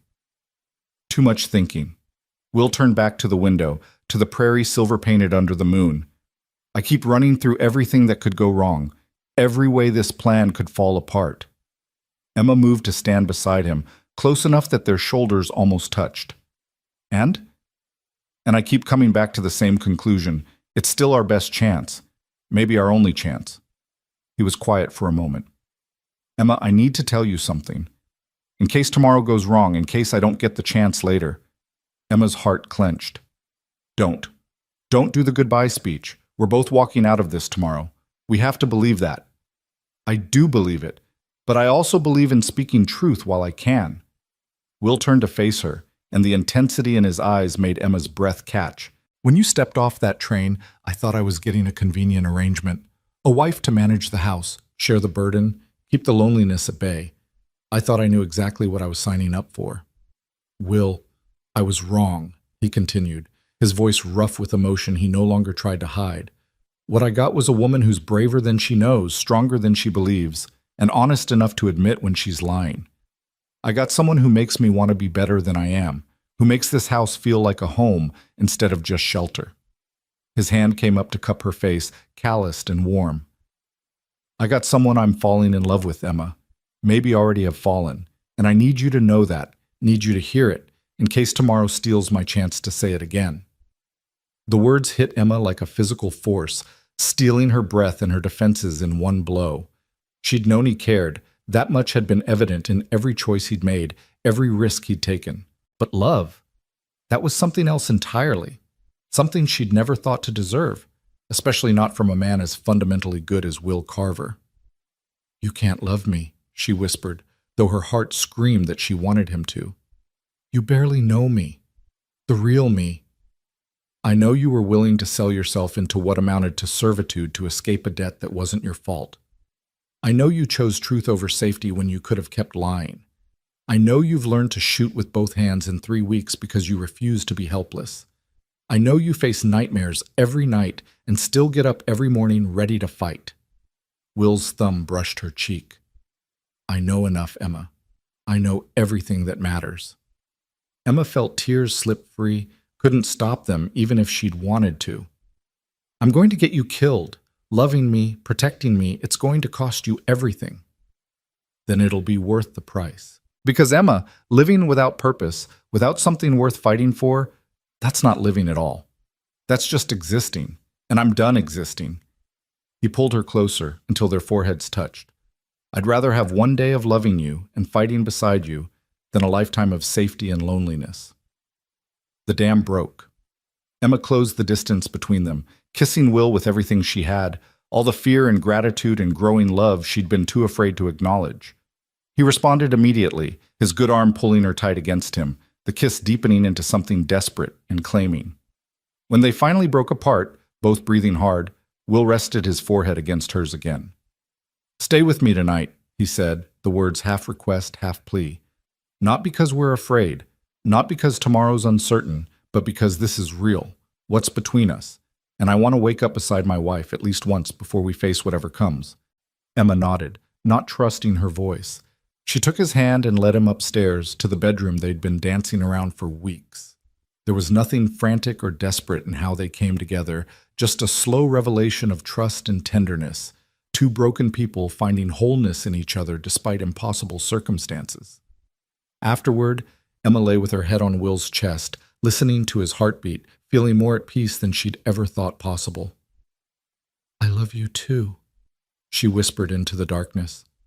I fought it, told myself it was just gratitude or fear or desperation. But Will, I love you, and if tomorrow's all we get, at least we'll have had this. Will's arm tightened around her. Tomorrow's not all we get. We're going to win, Emma. We're going to walk out of this together, and then we're going to build the life we should have had from the start. I promise you that. Emma wanted to believe him. She let herself believe him just for these few hours before dawn, when promises were easier to make than keep. They dozed fitfully, waking with the first light of morning tangled together, reluctant to face the day but knowing delay would only make it harder. Will rose first, wincing as his injured arm protested movement, and began the methodical process of preparing for battle, checking weapons, loading extra ammunition, strapping on the gun belt he wore like a second skin.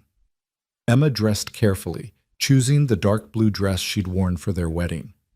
If today was going to be performance, she wanted to look the part of the respectable marshal's wife, someone who'd committed no real crimes, someone deserving of protection under the law. They ate breakfast in silence, the weight of what was coming stealing appetite and words alike. Jenkins arrived as they were finishing, accompanied by Davis, still pale from his wound but insisting on being there, and 3 other deputies Emma recognized from around town. "The others are already in Copper Creek," Jenkins reported, "positioned around the saloon like you asked. Sheriff Dawson's got men on the rooftops, and the territorial marshal arrived last night. Place is locked down tight as we can make it." "Good." Will stood, favoring his injured side. "Emma rides with me. The rest of you spread out, come in from different directions. I want Maddox to see we've got numbers, but I don't want to spook him into running before we can spring the trap." "And if he brings more men than we can handle?" Davis asked, ever practical. "Then we improvise." Will's smile was grim. "Wouldn't be the first time." The ride to Copper Creek felt surreal, like watching herself from a distance. Emma sat beside Will in the wagon, his good hand occasionally finding hers, squeezing reassurance neither of them quite believed. The prairie stretched endless around them, beautiful and indifferent to human drama, and Emma found herself memorizing details, the way sunlight turned the grass to gold, the distant mountains purple against the sky, the particular warmth of Will's hand in hers. If these were her last hours, at least they'd be spent beside someone she loved, fighting for something that mattered. Copper Creek came into view, and Emma's chest tightened. The town looked normal on the surface, people going about their business, horses tied at hitching posts, the usual commerce of a frontier settlement. But Emma could see the tension underneath, the way people moved a little faster, the way hands hovered near weapons, the careful watching that suggested everyone knew something was about to break. Will pulled the wagon up in front of the saloon, the largest building in town, the most public space available. He climbed down carefully, then helped Emma, his hand lingering on hers a moment longer than necessary. "Remember the plan," he said quietly. "Keep him talking, keep him focused on you. The moment you see me signal, you drop to the ground. Don't hesitate, don't think, just drop." Emma nodded, her mouth too dry for words. Will led her inside the saloon, which had been cleared of its usual patrons. Only Sheriff Dawson stood at the bar, and a tall man Emma didn't recognize wearing a territorial marshal's badge. Harding, she assumed, Will's friend from the war. "He's been spotted," Harding said without preamble. 5 miles out, riding hard with about 15 men. Be here within the hour." 15. Will's jaw clenched. He brought an army. He brought everyone he could trust, which means he's planning to end this today, one way or another. Harding's eyes found Emma, and she saw sympathy there and respect. "Ma'am, you don't have to do this. We can find another way." "No," Emma said, surprised by the steadiness in her voice. "We can't. This is the only way to truly finish it." The next 45 minutes stretched into eternity. Emma stood by the window watching the road while Will gave final instructions to his deputies. The plan was simple in theory, dangerously complicated in execution. Emma would face Maddox publicly, in front of witnesses that included 2 marshals and a sheriff. While Maddox was distracted with his victory, believing he'd finally cornered his prey, Will and several deputies would search the hotel where Maddox's men had taken rooms looking for the evidence they needed. It required split-second timing, absolute trust, and a degree of luck Emma wasn't sure they possessed. But it was the plan they had, and they'd committed to it. The sound of multiple horses approaching made everyone tense. Emma's heart hammered as she watched them come into view, Victor Maddox at the lead, exactly as she remembered him. Tall, well-dressed, moving with the confidence of a man who'd never faced real consequences for his actions. Behind him rode the hired guns, hard men with dead eyes, the kind who killed for money and slept soundly after. Will's hand found Emma's shoulder, squeezed once. "You can do this. Just remember, I'm right here. I've got you." Then Maddox was dismounting, was walking toward the saloon, and Emma was moving toward the door on legs that felt like they belonged to someone else. She stepped out onto the wooden sidewalk, into the afternoon sunlight, and faced the man who'd haunted her nightmares for months. Maddox stopped when he saw her, genuine surprise flickering across his face before he masked it with cold satisfaction. "Well, well. Emma Hartley. I have to say, you led us on quite a chase." Emma lifted her chin, channeling every ounce of courage Will had helped her find. "My name is Emma Carver, and you have no claim on me." "Your name is whatever I say it is, girl. You owe me $20,000, plus interest, plus the considerable expense of tracking you across half the country." Maddox's smile was shark-like. "But I'm a reasonable man. We can work something out. You come with me, we'll discuss repayment terms." "She's not going anywhere with you." Will stepped out of the saloon, and Emma heard the ripple of movement as deputies positioned themselves around the street, visible and armed. "Emma Carver is a citizen of Colorado Territory, under the protection of the law. Whatever claims you think you have, you can take them up through proper legal channels." Maddox's eyes narrowed, assessing Will, the deputies, the odds. "Marshal Carver, I've heard about you. Word is you've got a hero complex, taking in strays and lost causes. But you're out of your depth here. This is business, and business doesn't concern frontier lawmen." "Murder concerns me," Will said flatly. "Sam Porter, the telegraph operator. 3 hired guns who won't see another sunrise. Those deaths are on you, Maddox, and that makes you my business." "Prove it." Maddox's confidence didn't waver. "Show me evidence linking me to any of those deaths. Show me anything more than speculation and a marshal's wounded pride." This was the moment. Emma saw Will's hand move in the signal they'd practiced, a slight gesture, barely noticeable. "Time to move." "Actually," Emma said, stepping forward, drawing Maddox's attention back to her, "we can prove quite a lot. Did you know Mrs. Henderson kept copies of your correspondence? Every threat, every illegal transaction, every business you've corrupted, she documented it all. Said it was insurance, in case you ever turned on her the way you've turned on others." It was a bluff. They had no such evidence yet. But Emma saw Maddox's face change, saw the flicker of doubt, of anger, of calculation, and she knew the lie had struck home. "You're lying." But there was uncertainty in his voice now. "Am I? Why don't you check your files, the ones you brought with you, see if anything's missing?" Emma's heart hammered, but she kept her voice steady. "We've been busy while you've been traveling, Mr. Maddox, very busy." Maddox's hand dropped to his gun, and everything happened at once. Deputies stepped from doorways, rifles raised. Maddox's men drew weapons, and suddenly the street was a powder keg, one spark from exploding into violence. "Stand down!" Harding's voice rang out, authoritative and commanding. "Territorial Marshal Harding, you're surrounded, outgunned, and under arrest for multiple counts of murder, fraud, and corruption. Tell your men to drop their weapons, or this ends badly for everyone." Maddox looked around, seemed to truly see for the first time how thoroughly he'd been outmaneuvered. Deputies on rooftops, in doorways, behind water troughs, 20 armed men to his 15, with position and preparation on their side. But Emma saw the moment desperation overtook calculation in Maddox's eyes, saw him make the choice that would damn him. His gun cleared leather, swinging toward her, and Emma's training took over. She dropped, just as Will had taught her, heard the crack of gunfire above her head. Then the world erupted into chaos. Will's gun barked, and Maddox staggered back, blood blooming on his shoulder. Return fire came from Maddox's men, and deputies answered with disciplined volleys. Emma pressed herself against the ground, covering her head, listening to the thunder of guns and the screams of men and horses. It lasted maybe 30 seconds, an eternity compressed into heartbeats. Then silence, broken only by groans and the settling of dust. Emma raised her head cautiously. Bodies littered the street. Maddox's men, mostly, cut down by superior numbers and better positioning. A few deputies were down, but Emma could see them moving, being tended to by others. Not dead. Please God, not dead. She scrambled to her feet, searching frantically for Will, found him standing over Maddox, his smoking gun still trained on the man who'd terrorized her for so long.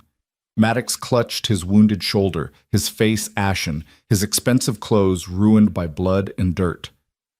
"It's over," Will said, and the finality in his voice made it truth.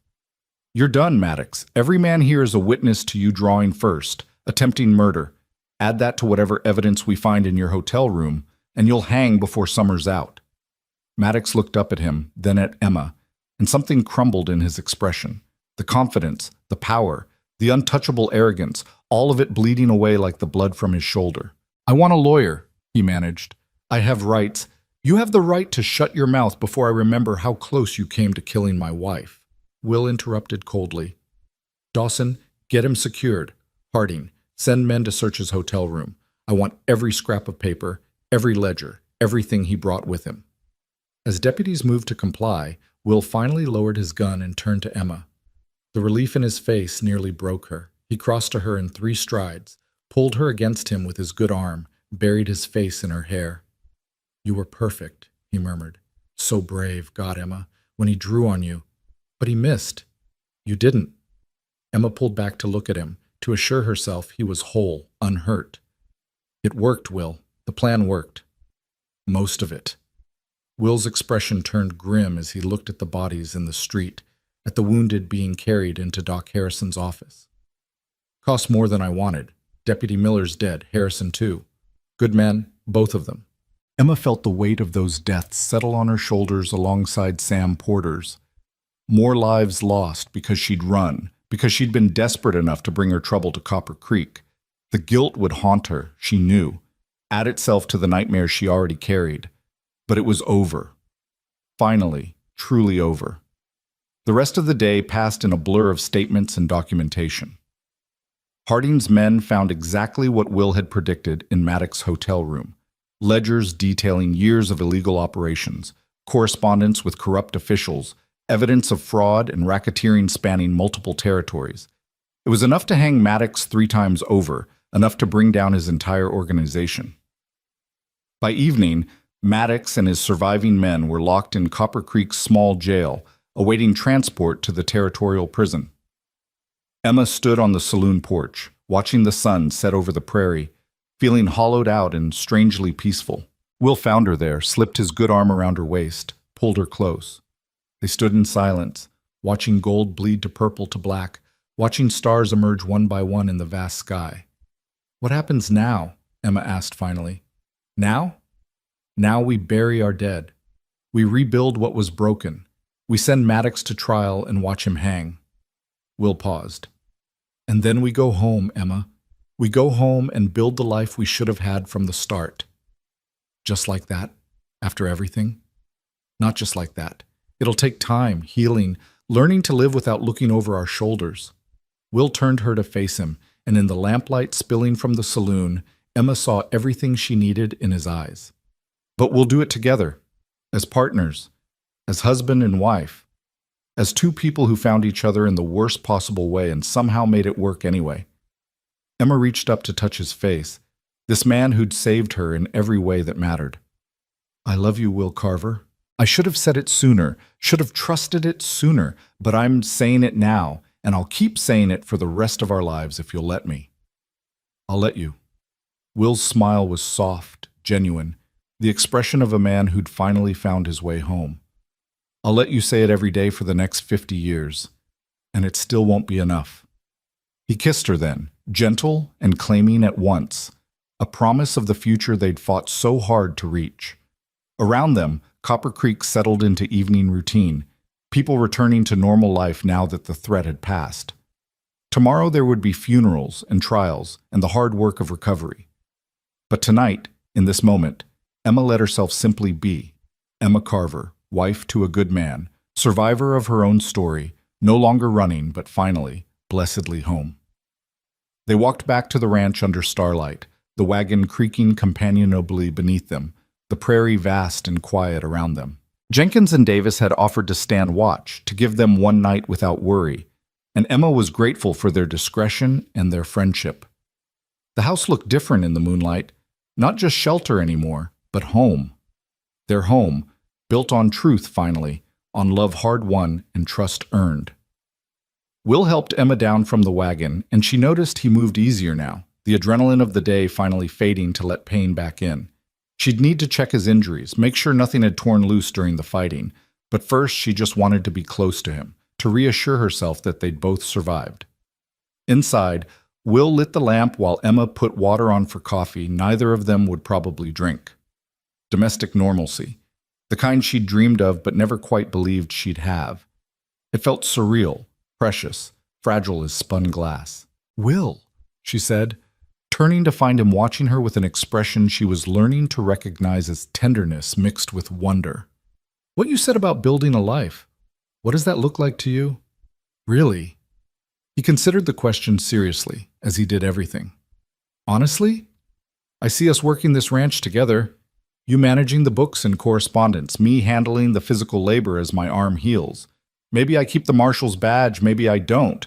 Depends on whether you can stand worrying about me riding into danger." "I can stand it," Emma said, "if you can stand me worrying." "Deal." Will's smile was crooked, charming. "I see us maybe adding to this house, making room for possibilities. I see quiet mornings and hard work and coming home to you every night. I see simple things, Emma, honest things. The kind of life I never thought I deserved until you showed me otherwise." Emma's throat tightened. "That sounds perfect. All of it." They stood looking at each other across the kitchen, and Emma felt the last pieces of her old life. Emma Hartley, the frightened fugitive, finally fall away. She was Emma Carver now, truly and completely. Not because a preacher said words or a legal document bore her signature, but because she'd chosen this life, this man, this future, and fought for it with everything she had. Will crossed to her, wincing slightly as his injuries protested. Emma's hands went to his shirt, carefully unbuttoning it, checking the bandages she'd applied that morning. The wound along his ribs had bled some during the fighting, but not badly. His arm was swollen, but stable. "I'm all right," Will murmured, his good hand coming up to still hers. "Emma, I'm all right." "I know, I just need to see it, to know for sure." Emma looked up at him, saw understanding in his eyes. "I keep thinking about how close we came, how easily I could have lost you today." "But you didn't. We're both here, both whole enough." Will's thumb brushed across her knuckles. "And tomorrow we'll be even more whole, and the day after that better still. That's how healing works, Emma. Increments, small steps toward something better." Emma nodded, blinking back tears she refused to shed. She'd cried enough over the past months, tears of fear, of grief, of desperation. Tonight called for something different, something better. "Take me to bed," she said softly. "Not because we're afraid or desperate or trying to forget, but because we're alive, we're together, and I want to feel that, want to celebrate that." Will's eyes darkened with understanding and desire. He took her hand and led her upstairs to the bedroom that was finally, truly theirs. And there, in the quiet darkness broken only by moonlight through the window, they came together with the leisure of people who had time, who had a future, who had found in each other something worth every trial they'd endured to reach this moment. Later, Emma lay with her head on Will's chest, listening to his heartbeat, feeling more at peace than she'd thought possible just weeks ago. His fingers traced lazy patterns on her shoulder, and Emma let herself drift in contentment. "Emma," Will said quietly, "I need to tell you something. About the war. About what I did that still haunts me." Emma tensed slightly. "You don't have to." "I do. If we're building this on truth, you deserve to know all of it." Will took a breath, and Emma felt the tension coil in him. I told you I did things I'm not proud of. What I didn't tell you is that I led a raid on a civilian town. We'd had intelligence that Confederate sympathizers were using it to hide supplies, funnel weapons. Intelligence that turned out to be wrong. Emma's heart ached for the pain in his voice. Will, we burned half the town before we realized. Homes, businesses, a church. No one died, thank God, but we destroyed lives that night, destroyed trust. And I led that raid, Emma. I gave the orders. That blood, that destruction. It's on my hands. Emma was quiet for a moment, processing this revelation. Then she shifted to look at him, to meet his eyes in the dimness. And after? After you learned the truth? I tried to make it right, sent money anonymously to help rebuild, testified against the officer who'd given us false intelligence. But it doesn't change what I did, doesn't erase the harm. Will's voice was rough with old pain. I came back here thinking I could outrun it, could bury it in hard work and frontier justice. But guilt doesn't work that way. No, Emma agreed. It doesn't. But Will, you've spent the years since trying to be better, to use your authority to protect instead of destroy. Doesn't that count for something? I'd like to think so. But I also know I'm the last person who should judge anyone for running from their past, for lying to survive. Will's hand found hers, laced their fingers together. That's why I understood you, Emma, why I couldn't condemn you for doing what you had to do. We're both carrying things, both trying to be better than our worst moments. Emma brought his hand to her lips, kissed his knuckles gently. Then we'll carry them together. Your guilt and mine, your past and mine. And we'll keep trying to be better, keep choosing the right path even when it's hard. That's all anyone can do, Will. That's all anyone can ask. She felt some of the tension leave him, saw in his eyes that her acceptance meant something, eased some burden he'd been carrying alone for too long. They held each other in the quiet darkness, two wounded souls finding healing in shared understanding and stubborn hope. Thank you, Will whispered, for not seeing me differently now. For not what? For not recognizing that you're human, that you make mistakes, that you carry scars like everyone else? Emma shook her head. Will, I love you, all of you, including the parts you think are broken or shameful. That's what love is. Seeing someone completely and choosing them anyway. Will pulled her closer, buried his face in her hair. I don't deserve you. Good thing love isn't about deserving then. It's about choosing, and I choose you. Every day, every moment, for the rest of our lives. They slept eventually, tangled together, two people who'd found in each other something neither had been looking for but both desperately needed. And when morning came, soft and golden through the window, Emma woke to find Will already awake, watching her with an expression so tender it made her chest ache. Morning, he said softly. How are you feeling? Emma took inventory, her body pleasantly sore, her mind clearer than it had been in months, her heart fuller than she'd thought possible. Good, really good actually. How's your arm? Hurts like hell, but I'll live. Will's smile was wry. Doc says another 4 weeks and I should have full use back. Until then, I'm afraid you're stuck doing most of the heavy lifting around here. I think I can manage that. Emma stretched, reluctant to leave the warmth of the bed and Will's presence. What's the plan for today? Well, we've got funerals this afternoon for Miller and Harrison. Need to pay our respects. Support their families. Will's expression sobered.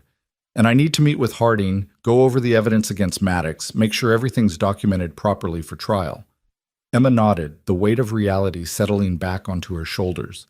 Freedom had a price, and they'd paid it in blood and grief. The least she could do was face the consequences with grace. After that, though, Will continued, his hand finding hers under the blankets, I thought maybe we could start talking about the future. Real plans, Emma. Where we go from here, what we build, how we make this life of ours into something worth all the trouble it took to get here. Emma smiled, feeling hope bloom warm and bright in her chest. I'd like that. I'd like that very much. They rose and dressed, prepared for the day ahead with the comfortable coordination of partners who'd learned to move around each other, to anticipate needs and offer support without asking. The coffee was strong, the breakfast simple but filling, and Emma found herself grateful for the ordinary routines that anchored them to this new reality. The funerals were somber affairs, the entire town turning out to honor the men who'd died defending Copper Creek from Maddox's invasion. Emma stood beside Will, his hand warm in hers, listening to words about sacrifice and duty and the price of standing for what's right. She wept for men she'd barely known who'd died because she'd brought danger to their doorstep. But she also wept for relief, for freedom, for the future that their deaths had purchased. Afterward, at the small cemetery on the edge of town, Sarah Porter approached Emma. The widow looked older than when Emma had met her weeks ago, grief aging her in ways time alone couldn't account for. "Mrs. Carver," she said quietly, "I wanted to thank you." Emma blinked in confusion. "Thank me?" "Mrs. Porter, I'm so sorry about Sam. If I hadn't come here, my Sam would still be dead, just from different hands and for different reasons." Sarah's voice was firm despite the tears on her cheeks.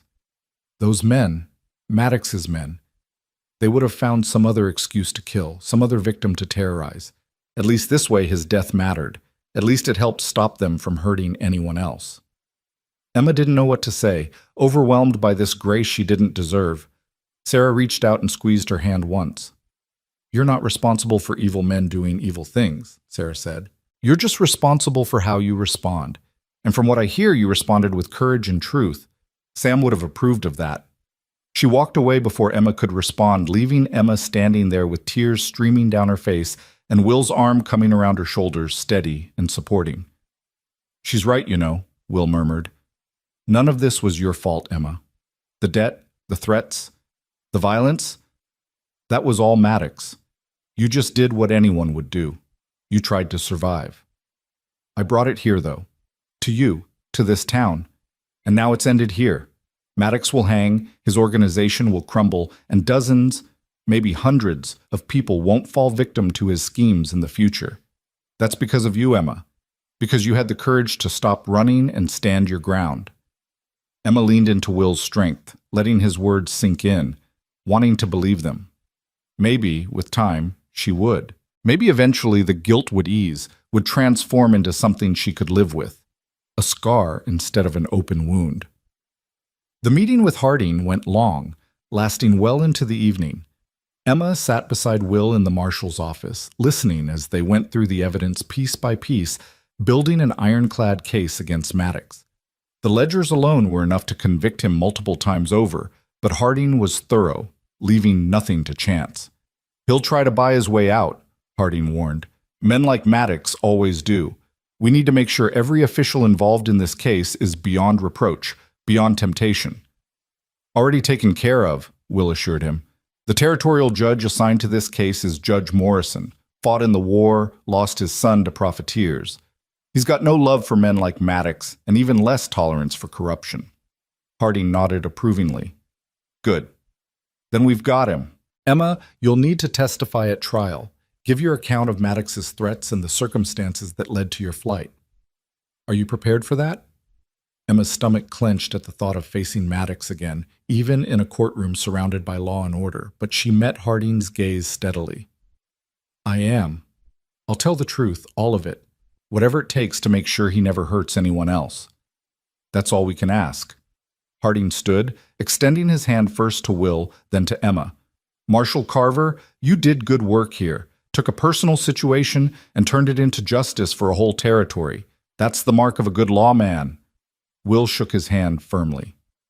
"Couldn't have done it without good people backing me up.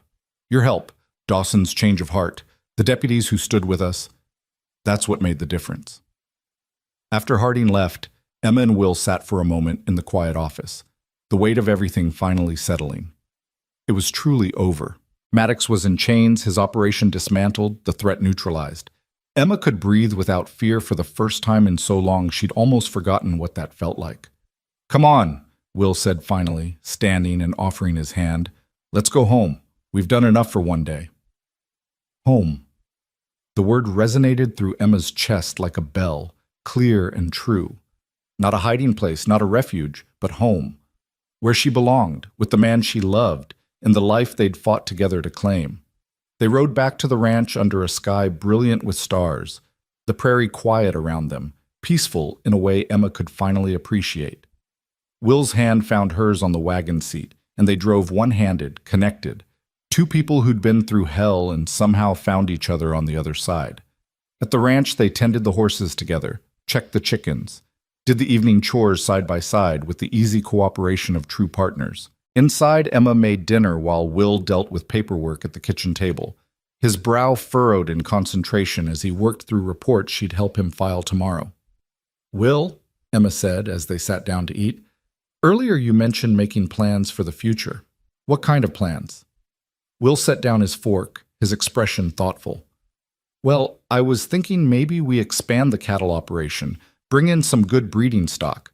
The ranch could support twice what we have now if we work it right." He paused. "And I was thinking maybe we convert the loft space into a proper second bedroom, for when we need it." Emma caught the implication, felt heat rise to her cheeks. "For when we need it." "For children, Emma. Someday, when we're ready. If you want that." Will's voice was tentative, hopeful. "I know we haven't talked about it, and there's no rush, but I hoped, maybe you'd want to build a family with me. A real one. Not just the two of us, but something bigger." Emma's heart swelled so full she thought it might burst. Children, family, the kind of future she'd stopped letting herself imagine when survival became her only goal. But now, looking at Will across their kitchen table, in their home, with their whole lives ahead of them, she let herself want it with fierce intensity. "I want that," she said, her voice thick with emotion. "I want everything with you, Will. The ranch, the family, the life. All of it." Will's smile could have lit the whole prairie. He stood, came around the table, and pulled Emma to her feet and into his arms. "Then we'll have it. We'll build it together, piece by piece, day by day. We'll make something so good, so solid, that all the pain it took to get here will seem worth it." Emma kissed him, pouring everything she felt into the contact. Love and gratitude and hope and promise. When they finally broke apart, both were smiling, lighter somehow, as if giving voice to their dreams had made them more real, more attainable. "There's one more thing," Will said, reaching into his pocket. He pulled out a small velvet pouch, opened it to reveal a simple gold band. "My mother's wedding ring. I should have given it to you before the ceremony, but everything happened so fast and I wasn't sure." He trailed off, then met her eyes. "Emma Carver, would you wear this? Not because you have to, not because papers say you're my wife, but because you want to be." Emma's vision blurred with tears as she held out her hand, watched Will slip the ring onto her finger with hands that trembled slightly. It fit perfectly, as if it had been made for her, and Emma felt the significance of it settle into her bones. This was more than a symbol.